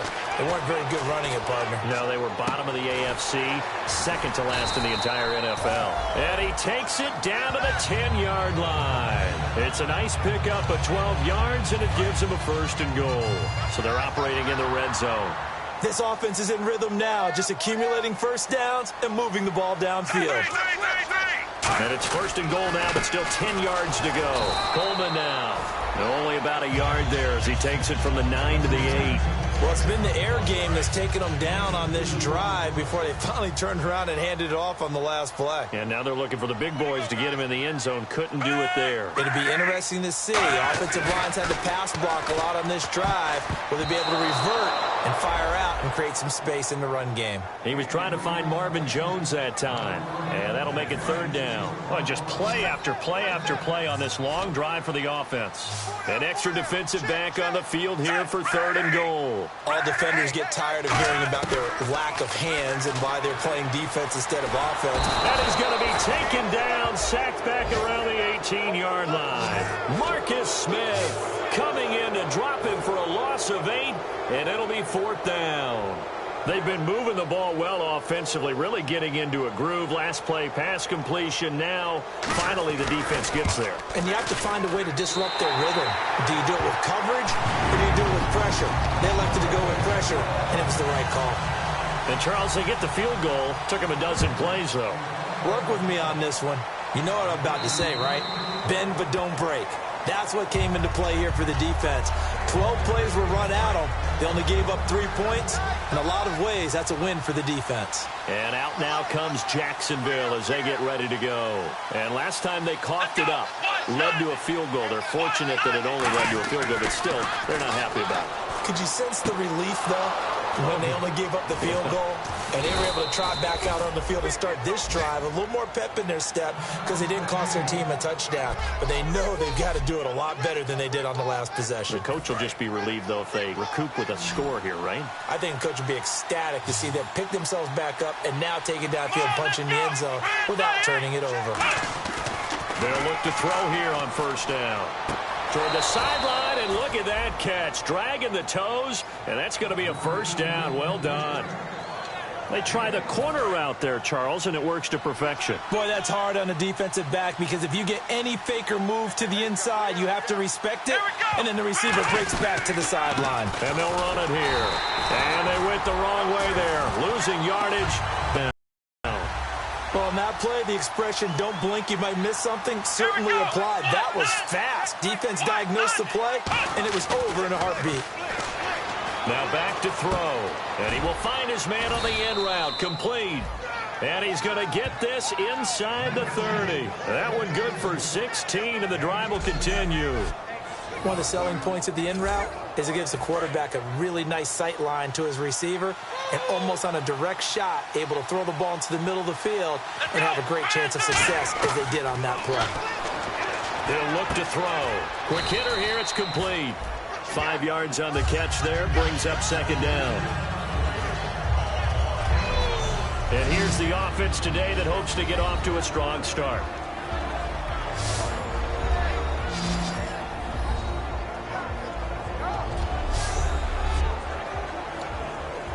So they complete the pass, and now they face a second down. Let's go. They'll set up a throw. And he's got it. Got his man on the end route. Complete. Call it a gain of 7, and it gets him a new set of downs. One of the feature points of the in route is being able to make a nice throw to the middle part of the field. And for a quarterback, that's one of the better throws and better looks that he'll get. But he has to be careful not to wait too long and let his receiver wander into some tough territory. If he's late with the ball, he can get his receiver hit and hit hard. And he's going to be brought down just shy of the 5 at the 6. Holding offense. So there you go, holding by the offense, and that'll push him back. Changes everything now as you try and figure out what your playbook has for you. Longer yardage situations, tougher to execute and pick up first downs. They're going to look to throw. He's going to get this one out to his fullback.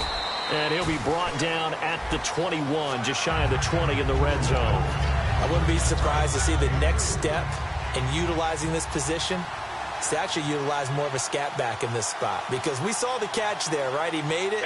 He's a bigger, stronger guy, maybe not quite as elusive as maybe. Alongside the former defensive back Charles Davis, I'm Brandon Gaudin. It's Jaguar football as we begin quarter number 2. But they face a second and long to start things out. Again, he'll drop to throw. He's got time in the pocket. And this is caught at the 8. They get 16 out of that one, but they'll still need to convert on third. So an excellent throw and an excellent catch there. Zone coverage, which means you just have to find the open areas in between defenders. That's exactly what happened on that play. This will be play number 8 here on the drive. It's 3rd and a yard. And on the ground they go with the running back. And he's able to pick up the first before he's brought down inside the 5 at the 4. 3rd and 1, partner. No need to be fancy there. Just use some force and move forward and pick up the first down. Here we go. They'll look to throw. Survey under pressure now, and he's going to go down. Sack back around the 8. The NFL sack leader from 2014, Justin Houston, able to get in there and take him down for a loss of 3. On any 1st and goal, the real estate to work with for the offense is really cut down, and the defense knows it. So they often bring heat and pressure, which they did on this play. Got him down for a loss. Not a big one, but any loss of yardage in this position is tough for an offense. Partner, it's a lot of fun watching the NFL now, isn't it? Because when the big fella runs routes, it used to be when we were kids, he'd run about 3 different routes, and that was it. Now he can run anything and catch the balls we just saw there. Looking to throw, and that is caught. Touchdown, Jacksonville. Robbie Anderson with his first career NFL touchdown. And the Jaguars have taken the lead. And this is up and good to make it 7-3. So that's the rookie's first trip to the end zone, and I think it's safe to say one he'll always remember. Oh, without a doubt. That one is going to be imprinted forever. And nowadays, we're seeing rookies make a greater impact at that position at receiver than ever before. I think mainly because of the sheer volume of footballs that they catch in college. Here's the Jags defense now as they head back out there. And they really dug in deep on that last drive. They gave up quite a bit of yardage. Somebody must have said something in the huddle, though, because they got a big stop. And someone on the sideline said, what took you guys so long before you dug in on that possession? But you're exactly right. To be able to grit it out at the end after giving up such a long drive, they have to feel better about themselves. Now they want to start this possession and not let it get to that extent. Right, because they gave up the 3 last time. See if they can stop them here. They come up in an offset eye. Coleman. They find some open field here. And he's going to be out of bounds right at midfield. A really nice gain of 25 yards. Sometimes those lines that are drawn on a grease board or in a playbook, they come to life out on the field, don't they? And we just saw down that outside handoff to the right. That right tackle, he gets excited for that call, doesn't he? He does, because he just wants to dominate his guy and say, listen, I was the point of attack. I took care of business. That's why you're able to get downfield and add all those yards to your total. Yeah, really nice gain there.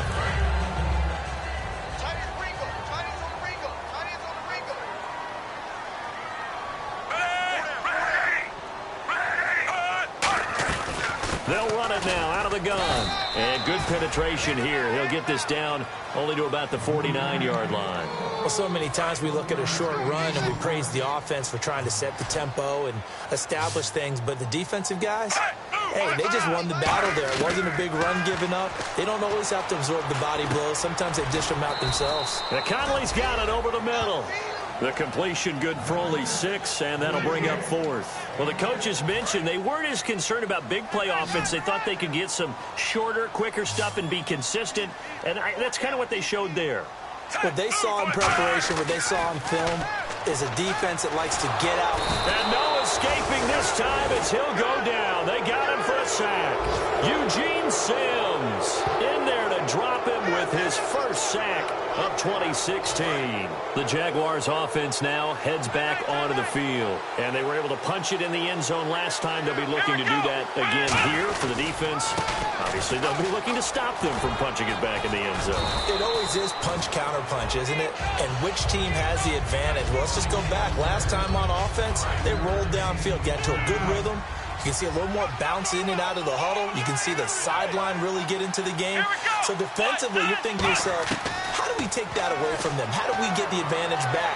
Let's see what they come up with. I think pressure is always the first way to go. You love pressure. I love it. We'll see if they dial it up this drive. Well, they went for the big play there, but that drop could really hurt their momentum. I see an extra DB on the field now for San Diego. Yeah, indeed. Now a shotgun snap as they'll look to throw. He's going to take another shot here. And incomplete. He can't hang on. Would have been a nice catch. Instead, it brings up a 4th down. Here's Bradley Pinion now, as he should be able to pin him back deep here with his first punt.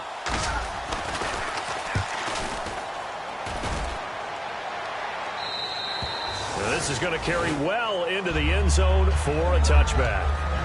Out comes the San Diego offense as they get set to see what they can do here. And this offense last time turned it over, went for it on 4th, didn't get it.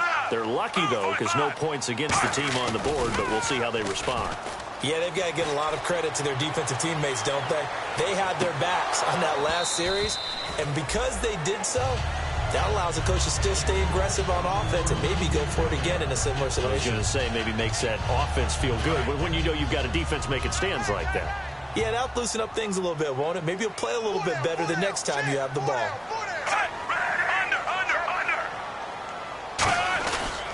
Here's Coleman. And nothing doing. He's immediately taken down at the line of scrimmage. No gain on that one as it brings up a 3rd and 10. 10 yards to go on 3rd. Well, usually you don't think of the cornerback coming in for a no-gain play, but that's what we had there. Nice tackle. Yeah, and how about the range, too? Coming from the outside part of the play, moving his way into the inside and making that play happen. No gain for the offense. Big play for the defense. And he's going to have the first down yardage as he's down at about the 30-yard line. And Charles, a good catch there and a first down. Brandon, excellent execution. Quarterback knew where the ball had to be placed. The receiver knew where the first down line was. This is Coleman. And they get him down, but not before he takes it across the 40-yard line. Give him 11 on the gain there. Good enough for a San Diego first down. Absolutely love the run right there. This guy's known for his quickness, but also for his speed, and he's able to get to the second level almost before you blink if you give him any type of blocking. Always talk about slot receivers, and they're usually known as quicker than fast. In this case, we've got a guy who's quick and fast, and he used it to great advantage.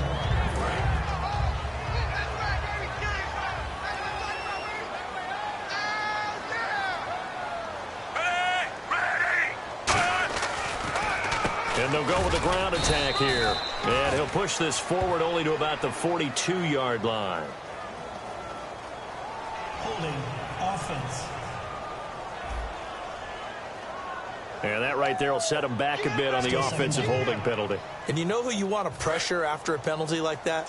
The guy who just committed the foul. You want to see if he's going to keep his head down or if he's going to get his head right back into the game. I'd send a blitz at him right away and see if he holds up. To throw on second down is Smith. This is Cobb with a catch right side. And he'll be brought down right around the 37. 6 yards on the pickup, and it's going to be third down and a ways to go here. 3rd and 14. We're still in search of the first down after that last completion.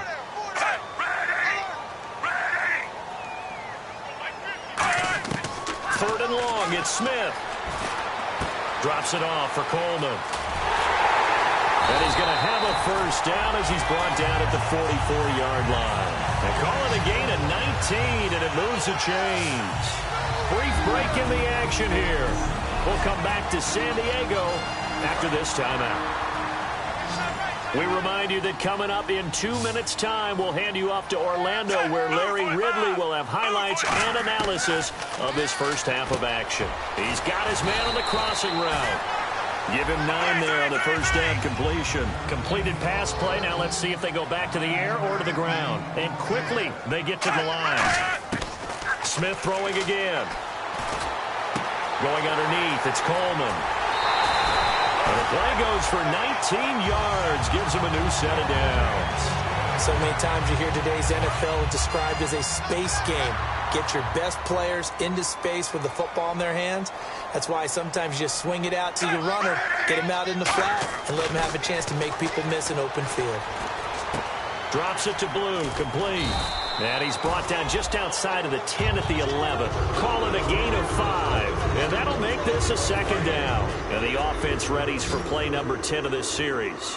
Everyone's got to be able to catch the football. Doesn't matter what position you play, but if you're on offense, be aware a ball may come your way. Here's Smith. And he just chucked that one out of bounds, out of everyone's reach. Maybe a wise call not to take a sack in this part of the field. It brings up third down. Ooh, long drive. The defense just cannot seem to catch a break and get off the field. And the Jags have 5 in the secondary here on third down. Again, Smith. This is brought in by Hardy. And he takes it in for a Charger touchdown. Justin Hardy, his first touchdown of the new season. And the Chargers are going to retake the lead. So on third and medium, they dial up the pass, and it works to hit the end zone. And it's really not a surprise to me. That's a throwing down in the NFL because of how tough it is to run the football. But what offenses like to do is still show run formations to make them respect it and throw out of those. In this case, they took a nice shot at the end zone and made it pay off. Short kick here, fielded about the 17. And a nice return sets him up pretty good here at the 30-yard line. And out now comes Jacksonville as they get ready to go. And a tight game after punting last time. See if they can get something going on this drive. As they head to the field now, offense right now, but they have to do it without letting panic creep in and affect their play. Second down now after the pass completion. Got to give credit where it's due. Really nice defense on that play. The pitch and catch was successful, but not any run after it. And he will find his man on the outside. It's a 10-yard pickup, and it moves the chains. What's fun to watch is these college receivers transitioning into the NFL and how they grow as route runners. Because a lot of times now in the college game, the spread offenses, there aren't that many routes that they're actually running. Most of the time, they're just trying to find open space and present themselves to the quarterback as easy targets. But in the NFL, you've got to run the entire route tree, and you've got to run it well if you expect to get open. And it drops down incomplete. Thought he might have had it. Instead, second down. One thing I know from experience is that when the deep ball is thrown and you're the defender, you've got to fight that little bit of panic that emerges. You've got to play the ball really well. It's a 50-50 jump ball play. And guess what? They took a shot. How are you going to win it? And in this case, they managed to get it done. They ran that one well. And not only did they pick up a nice chunk of yardage on the screen, they sent a message to the defense. Rush the passer all you want, but you better be careful. We can hit you going back the other direction. They go play action here on first down. He's got time. And incomplete, a drop there in the middle third of the field. That'll bring up second down. Second down now after the incompletion. Looked like they had an opportunity for a big play across the middle, but he didn't have the concentration or the focus necessary and dropped it before he could haul it in. And this time he's got the hook up. It's complete. Now whistles come in. We're going to get a timeout here by the offense. It's just their first, so they'll have 2 remaining here before we get to halftime. Let's go! And it looks like we've got a dime set here defensively. 6 DBs in the game. He'll look to throw. And did he get the feet down? No. They'll say he did not. It's incomplete. A third down, he tried to stay in bounds, did all he could. He caught it, but was led a little bit too far. Yeah, and that's always difficult, isn't it? Because you know half of your body is trying to stay behind while the other half is reaching out, trying to catch the football. The top half worked. It was the bottom half that was in question. And his kick here is good. And that will knot things up here late in the first half. And that 3-point tally now means we are even here toward the end of the second quarter. And what a way to end the half. Put some points on the board, feel better about yourselves as a team, and you're right back to even. And this will not be returnable. It's out of the back of the end zone for a touchback. And now San Diego getting set to go. And with time quickly fading here in the second quarter, not sure how aggressively, offensively they want to play this. I think we'll find out just how much they trust their guys in this situation if they decide to take a shot. No gain on the play. It'll be second down. Then he got off the end there very quickly to make that play. Yeah, it was almost like the bullet train, wasn't it? I mean, just zoom, quick, quick, quick. And what a terrific play, holding them to no gain. They will run again with Coleman. And he will perhaps get back to the line of scrimmage, but that's it. And time has run it. Jeez, I don't even want to let their guys get a drink of water. All right, third quarter, let's get to it. So both teams have their marching orders, and we'll get going again here in quarter number 3. And this will be a touchback as that sails over the end line. Out comes the Chargers as they'll go on offense now to start this third quarter. They have a chance to break our tie here as we get a look at the first drive of quarter 3. And it's such a tone setter, isn't it? Because both sides trying to seize momentum to begin the half. What do they have dialed up that'll give them an advantage to move the ball downfield? Let's find out what they have dialed up. The defense won that play so fast that I think if the running back even had time to notice if anyone was there, it was just a blink of an eye, and there was a loss on the play. He had a quick little spin move, but the door shut fast as he's dropped. Just a couple on the pickup there, and now it's third down. So this is the second consecutive week, as you look at the numbers, that he just doesn't seem to have the same pop as we normally see him with. Is there an injury we don't know about? That's what I'm wondering. Because that's a legitimate question right now. We're used to speed, power, all coming together. And what I've always loved about him is his vision. You know, last week he didn't have that as well. Always thought he was picking the wrong hole to try and run through. And his blockers, they seem to be getting him to the right place, but he picked the wrong spot. We're seeing some of that again this week. Can they snap it together? Can they get back in sync? Because normally we see them go together very, very well. A gain of 3, second down.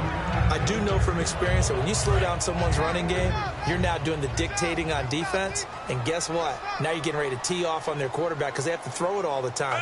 But you still have to be alert for the draws and other plays of that nature to make sure you don't get hurt. He's going to loft one. Deep left. It's caught inside the 25. And all the way in. Touchdown, San Diego. Randall Cobb, his second touchdown on the season. And the Chargers are going to take the lead. Well, you know he can be explosive, and he's ultra-explosive there on the fly route. And you know how many times we've talked to coaches, and we've had quoted back to us, well, you know something? When you execute really well, it doesn't matter if they know it's coming or not. But sometimes athleticism beats you as well. He just took off and went. And that's almost like one of your Turkey Bowl games, isn't it? Just go long, Backyard. man. I'll hit you. And it worked really well for them. It's a short kick, taken at the 15. And they're going to start this drive in pretty good shape as they get it up past the 30. A look at the offense now here, coming back out on the road for their first possession of the second half. They trail offense, first time to touch the ball in quarter 3, and we'll see what they can do. And he'll be hit from behind and taken down. The 6-time Pro Bowler, Terrell Suggs, in there to sack him for a loss of 6. Great job defensively. I think he was trying to go through his progressions, find someone to get rid of the football. Before he knew it, he was on his back. So that just brings us right back to what you said in the beginning. A great job defensively. Nowhere to go with the football. That led to the sack. They'll get 4 back there on the run, but now they're looking up at a 3rd and 12 situation. We always like to talk about defense in terms of levels. First level defensive line, second level linebackers, third level defensive backs. On that run, that was what we call a first level run, and it was stopped by a second level player. And he dropped it. Now it was tipped, altered the ball a little bit, but he dropped it, and now 4th down. Well, we're not playing 3 yards in a cloud of dust football anymore. I kind of get why those old school coaches sometimes didn't want to throw the football, because if it's popped up in the air, it almost turns into slow motion, and both sides trying to get to the football, and you're holding your breath wondering whether it's going to go good or bad for your team. Now the Chargers offensive unit ready to see what they can do here. And that last drive, a long drive, but not just that. They had a great air attack going. Do they stick with that? I would think that they would, because if they were competent enough to do it on the last drive, starting backed up in their own territory, why would you change anything? They've got to be confident about what they're presenting and continue to do so. Yeah, because the secondary, they really look clueless. And that was amazing because that drive went and went, no adjustments, and no big plays by the defense to knock the ball away.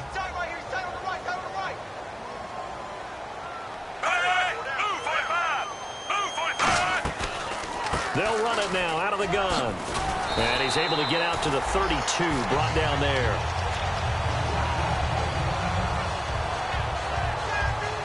And now we'll get a timeout. Looks like we've got a Jaguar and some discomfort down there on the field.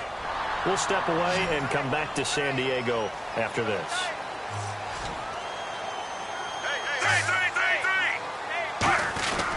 They stay on the ground. Again, it's Coleman. And he'll be limited to a short gain up to about the 34-yard line. 3 yards on the pickup there, and it'll be second down. Partner, we know today's NFL is really built around the guy throwing the football. But these short runs, they still pay dividends because they can take their toll on a defense, and they can add up as the game goes along. They control the clock. And that's caught inside the 35. A big gain that time for the Chargers.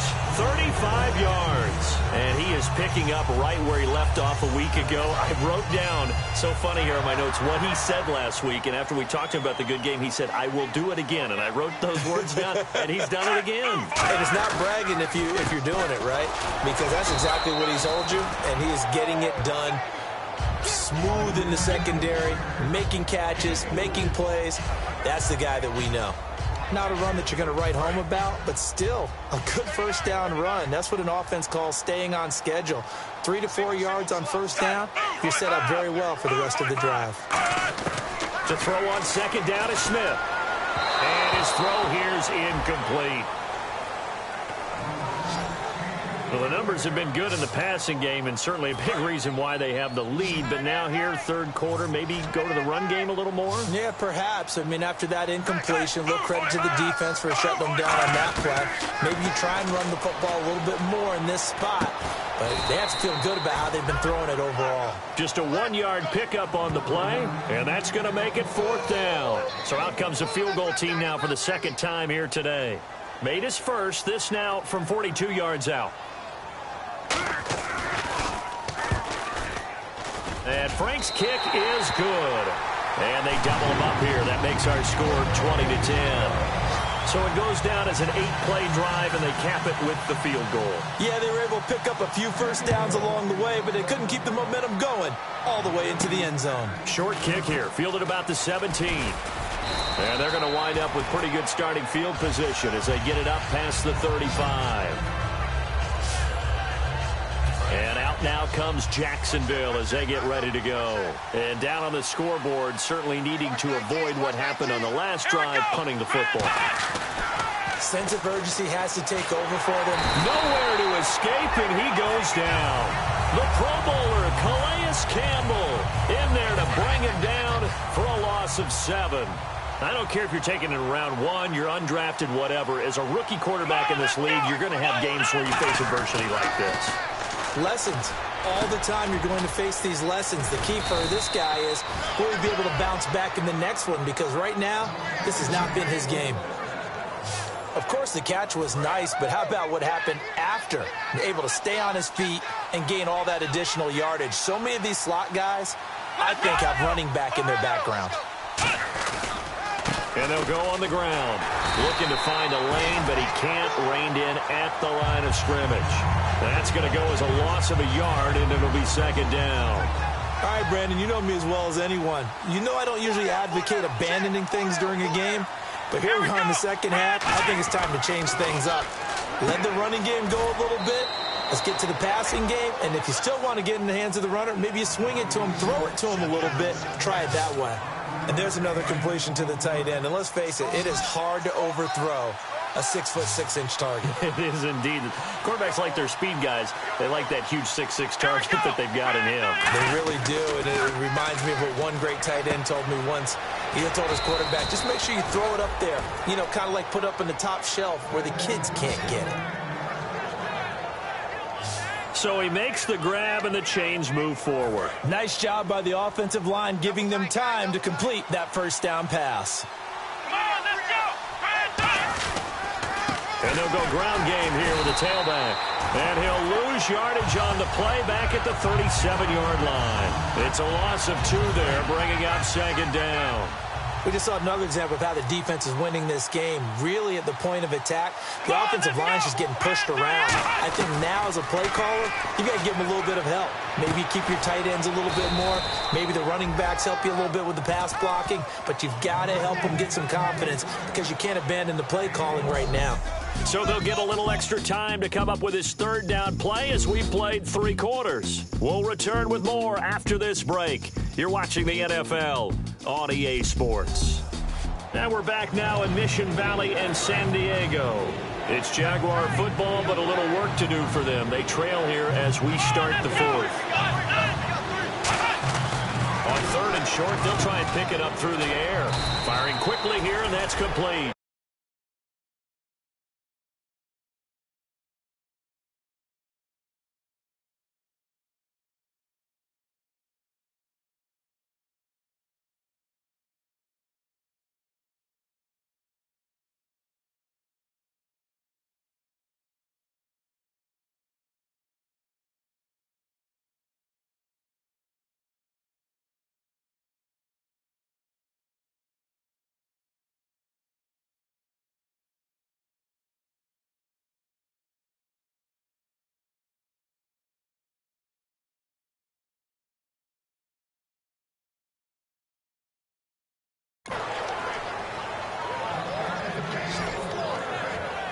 In a 2-score game, obviously, every play, every 3rd down, like we saw there, magnified. Big pickup. It was a huge pickup.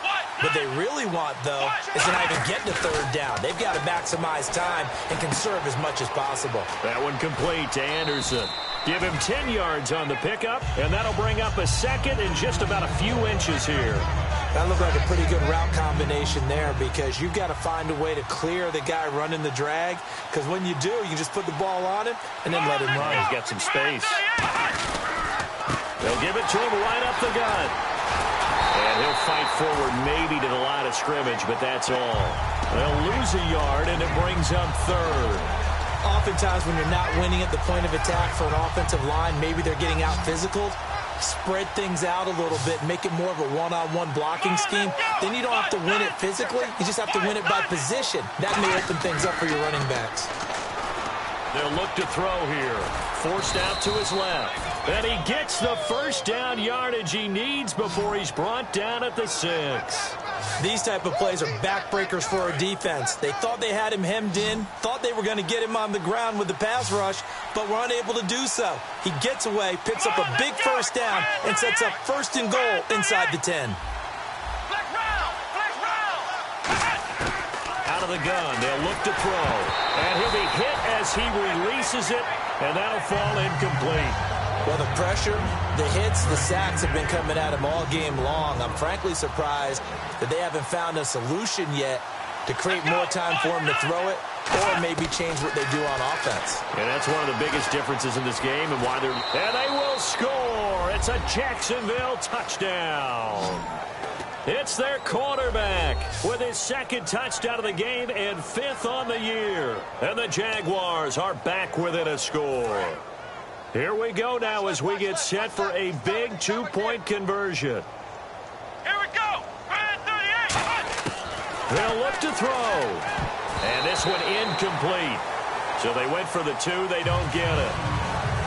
Should have been picked. Probably doesn't matter on a 2-point conversion, but still, as a former DB, you want to grab that ball when you can, don't you? You certainly do, and don't say it, because I know you're thinking it. Don't say it. What am I thinking? You know what I know what you're thinking. Well, if he'd had hands, he'd be playing on offense, right? Well, that's true. You've said that before. Our eyes shift to the defense of the Jaguars now. And 3 points surrendered on the last drive against them. They bent a little bit, but they didn't break. I like that, and that's not always wrong. We run into a lot of coordinators that talk about, well, if I give up 3 points, my whole day's ruined. Actually, it's not. Just giving up field goals usually gives your team a chance to win if you're playing good defense. Yeah, especially in the National Football League. And on 2nd and 10 now.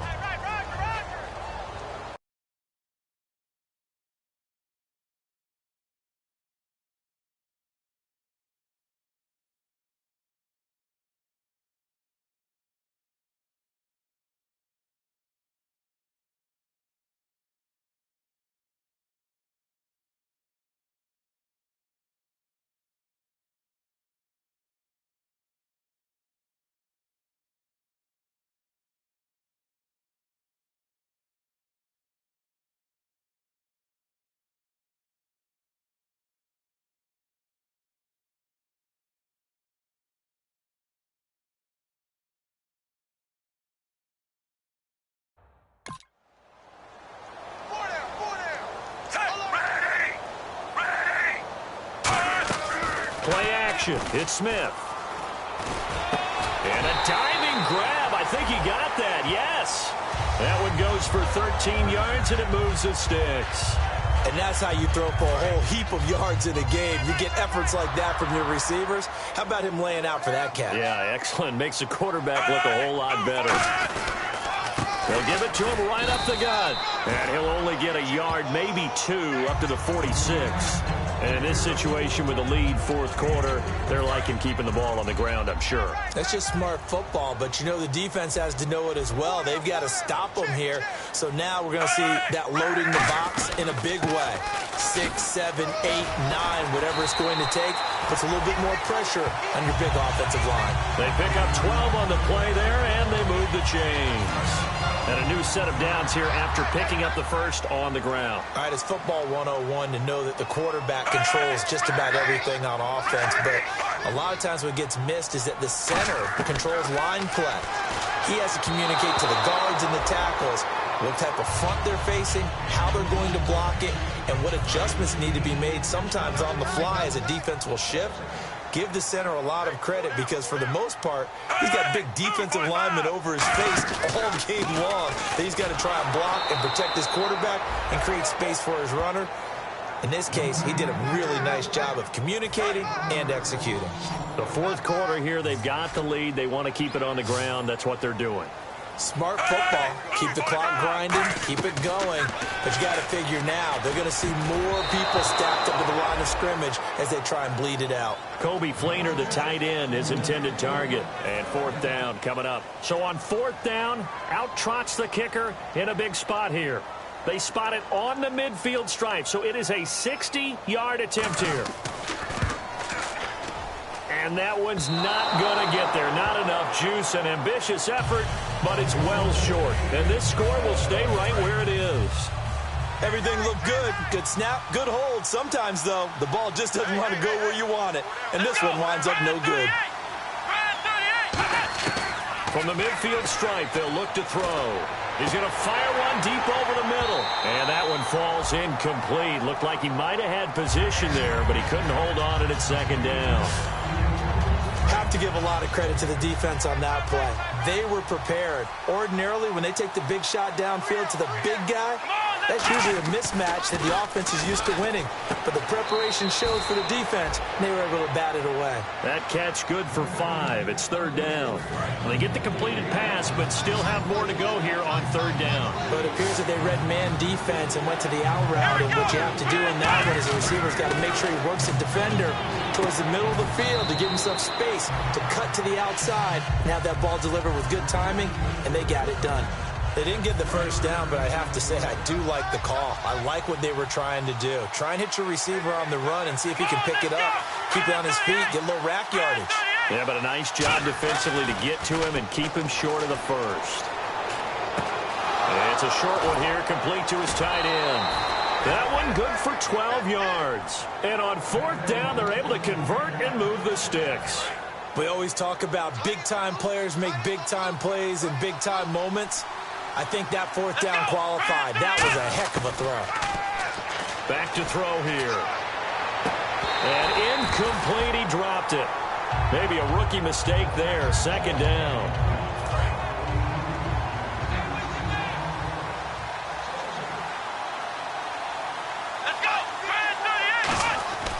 He'll try again with the arm here on second down. Finding time. Oh, he's got a man wide open, complete. It's a pickup of 16 there, and it'll lead to a new set of downs. And the next snap coming inside the red zone here. Simple slant route, and part of a really nice hard throw by the quarterback. Nice timing between the quarterback and the receiver. They were perfectly in sync, and he put it right on him on the inside route. And a quick throw here, that's complete. And stopped a few yards shy of the goal line at the 3. Coaches always harp on the quarterback reading the defense and getting it to the open man. That's good recognition there. And how about what he did after the catch? Yeah, hit your tight end, let him get some rack. Yeah, when he gets moving, not many guys want to come over and put a hit on him, do they? And it pops free. The collision there jarred the ball loose and brings up second down. They come out here in the eye. Again, he'll drop the throw. And he takes it in. Touchdown, Jacksonville. Their big tight end. His third touchdown now on the year. And the Jaguars have moved out in front here in the fourth quarter. And how about that, giving us our 5th lead change of the game? It's been back and forth. No doubt about it. And right now, they're ahead, but they can't relax at all because if we've had 5 lead changes, I'm kind of betting on a 6th. Yeah, we might see a 6th. And following the touchdown now, it's Bradley Pinion on to kick this one away. This is taken just shy of the 10 here. And a good effort on the return there. Gets him across the 30 to the 33-yard line. The Chargers offense now, they get set to head back on the field. And the last go-around for them, they tried that really, really long field goal, couldn't connect. And in retrospect, I think a lot of people would say, well, why would you try one that long? You hurt yourself in field position. The ball comes out, there. That only helps the other team. But I look at it as maybe it's a double shot of confidence. Confident the kicker could make it, And even if he missed, confident in their defense that they could hold him. And that one is going to set the offense back. They'll wind up losing a full 10 yards on the play. A shotgun snap for Smith. He's got time in the pocket. He couldn't quite hold it. Got hit. Ball pops out, incomplete. And let's see what the defensive coordinator may have up his sleeve here to try to get this final last stand and win this football game.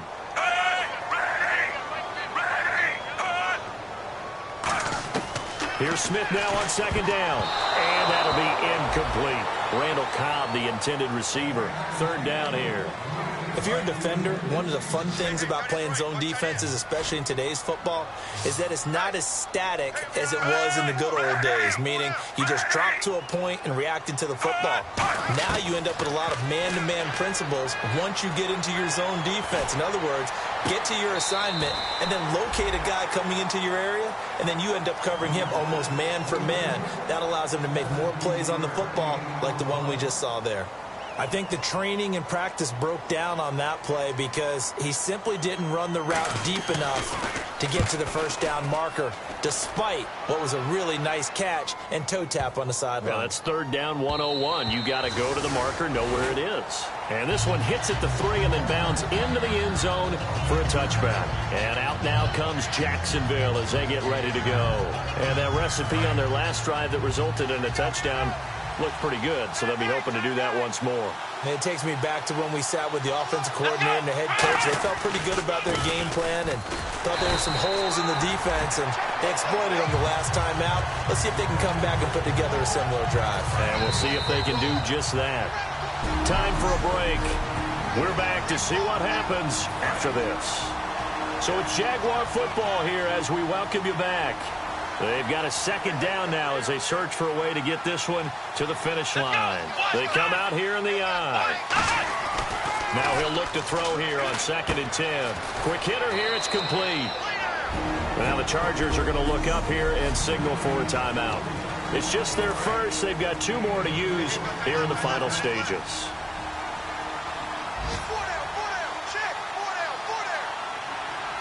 Defense thinking pass. They've got the nickel set out on 3rd and 6. And now the Chargers are going to signal for another timeout.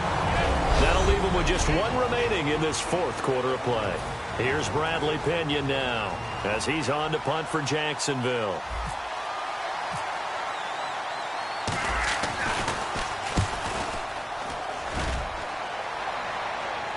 Fair catch called for and made right at the 25-yard line.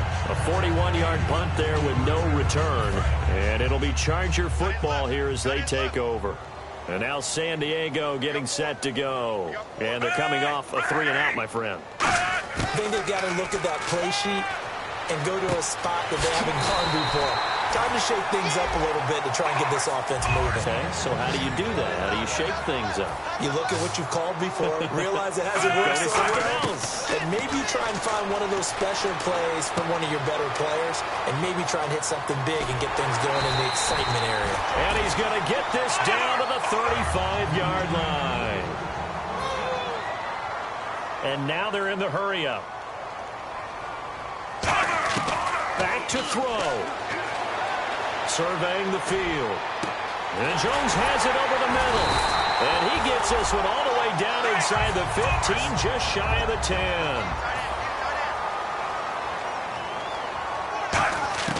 He'll look to throw. And he can't get a throw off. He's taken down. What a huge play at this point in the game. And they're going to hurry back to the line now. And with just over 40 seconds now remaining, he gets up and spikes it.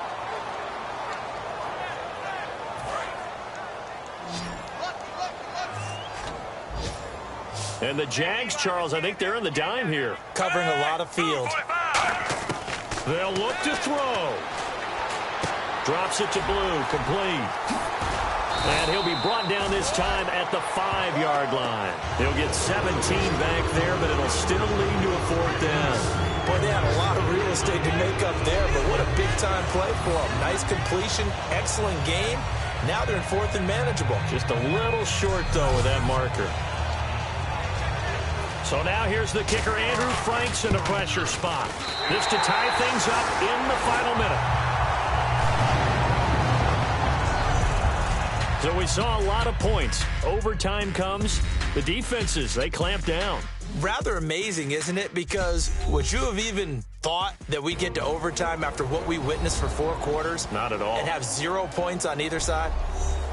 And here in overtime, if the team that receives the ball scores a touchdown, it's over. If they don't, we can still have some more football. That's exactly right. If they go down and kick a field goal, the other team gets a possession to either match it or score a touchdown to win the ball game.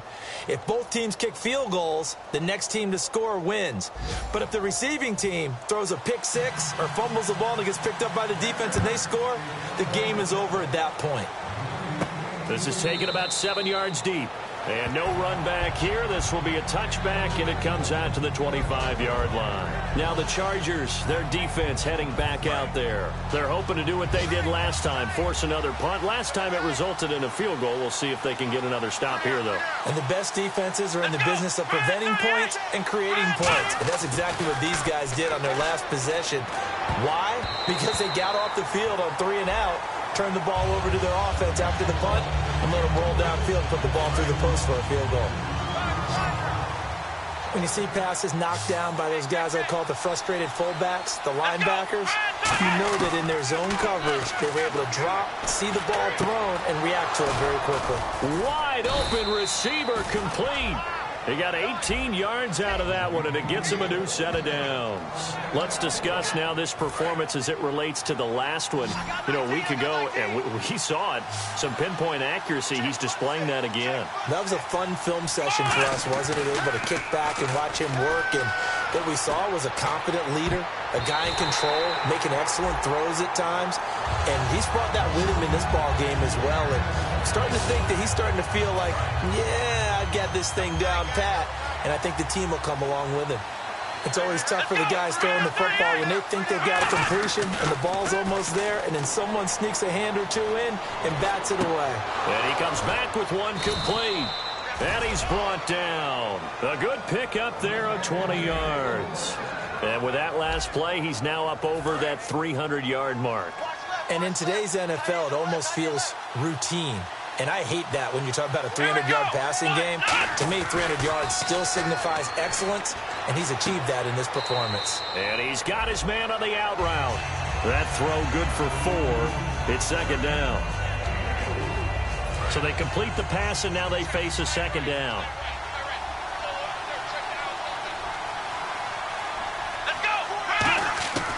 They'll stick with the passing game as he looks to throw. His throw incomplete.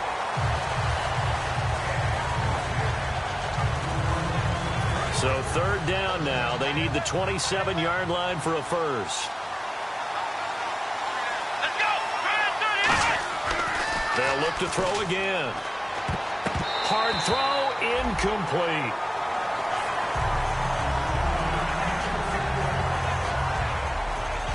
Here's Bradley Pena now. On for a very important punt here in overtime.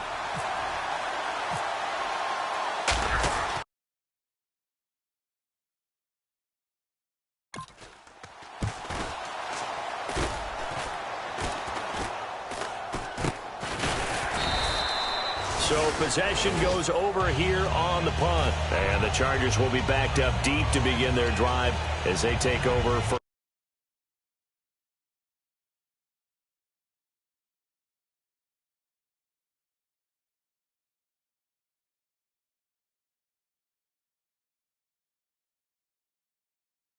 first and 10.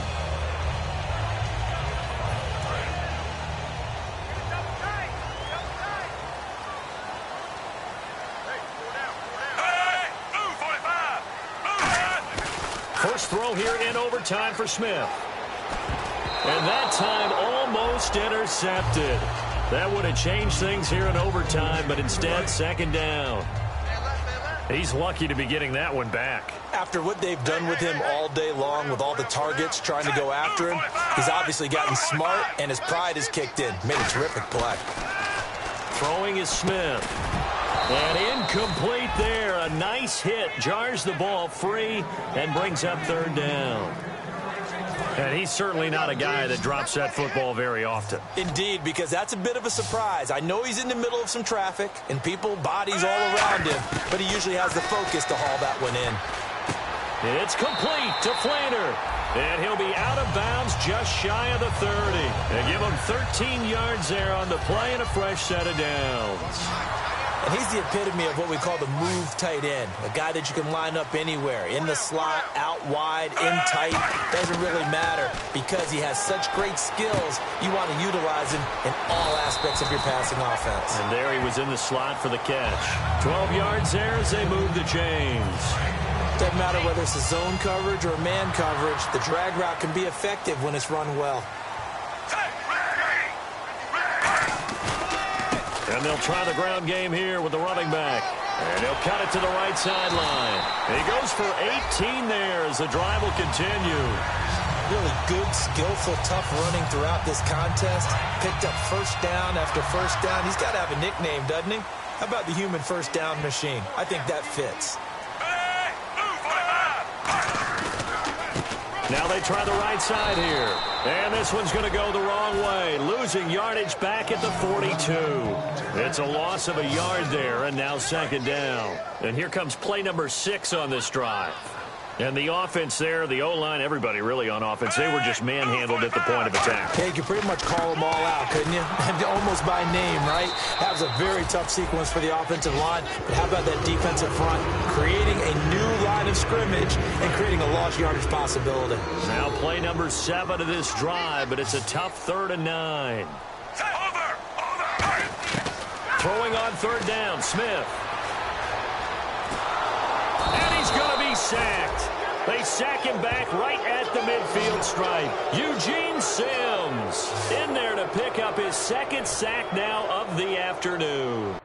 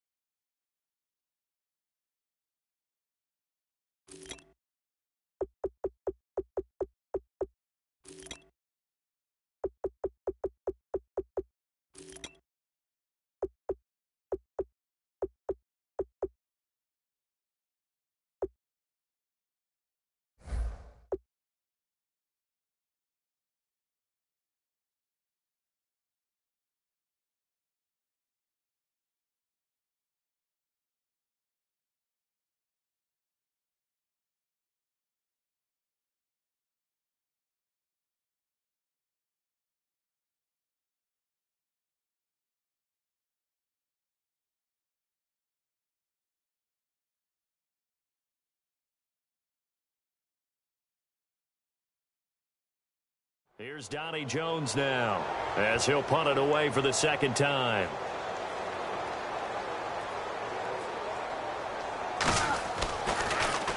He gets it away. It's a high hanger.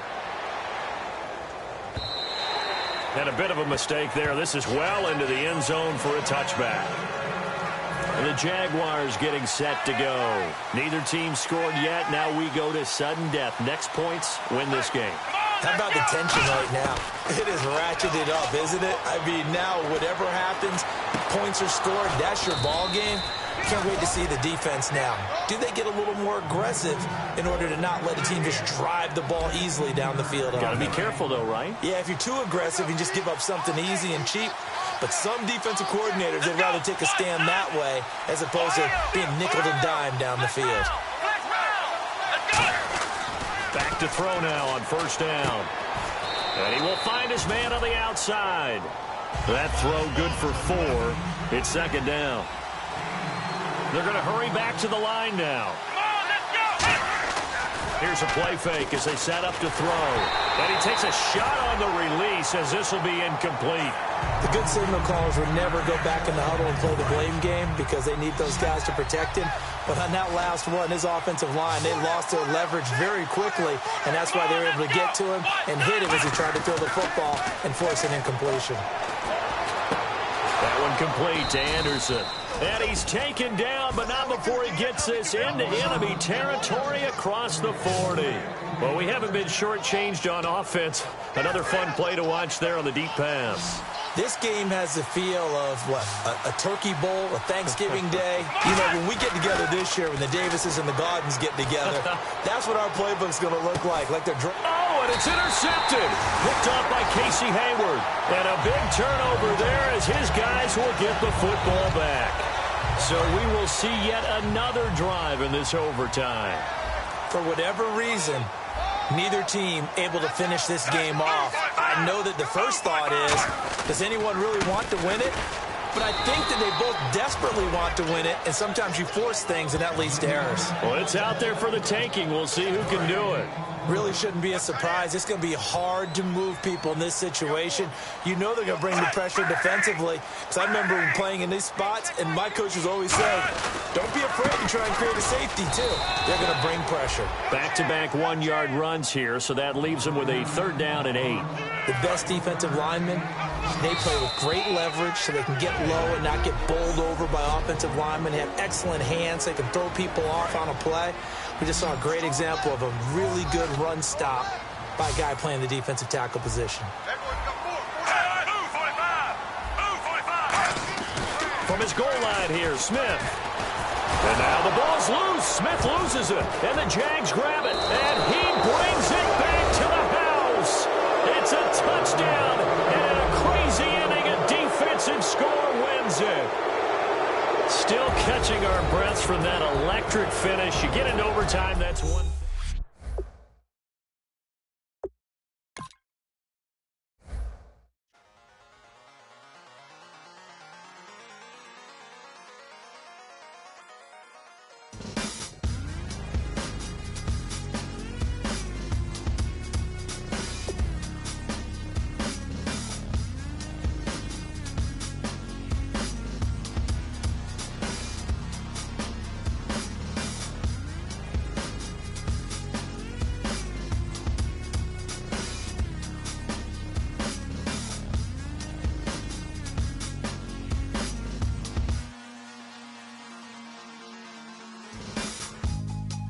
Draw. Hard to admit that I used to draw. Portraiture in a human form. Doodle of a two-headed unicorn. It was soothing. Moving his arm in a fusion of man-made tools and amused from beyond. Even if it went beautifully wrong, it was tangible truth for a youth to refuse to belong. No name nuisance. Who's in a bedroom? Who's in a brand new cuneiform? Barely commune with the horde. Got a whole grayscale ungluing his world. Might zone amp to the yap of the magpie. Unseen hand dragging his graphite. Cross contour, a little bit of backlight. Black ink after a Bristol to baptize. You can imagine a rush that ensue when you get 3 dimensions stuffed in a 2. Then it's off to a school where it's all you get to. Being trained and observed by a capable few. Back in New York by peeps and a dog in a 2-bedroom doing menial jobs. Plus rhyming and stealing and being a clod. Distractions, freedom, a rod. I left some years of giving a light. I left some will and spirit away. I let my fears materialize. I let my skills deteriorate. When about I thought of what I should have been. Continuing a mission that was rooted in a 20-year affinity and rickety condition with an ID crisis. Snap on the front lawn, look up in the sky. It's shapes falling out of the fringe. All heart though we would have made cowardly kings. They will chop you down just to count your rings. Just to count your rings. Just to count your rings. And now we're colors pouring out of the fringe. All heart though we would have made cowardly. Scouting points are earned every week. Make sure you use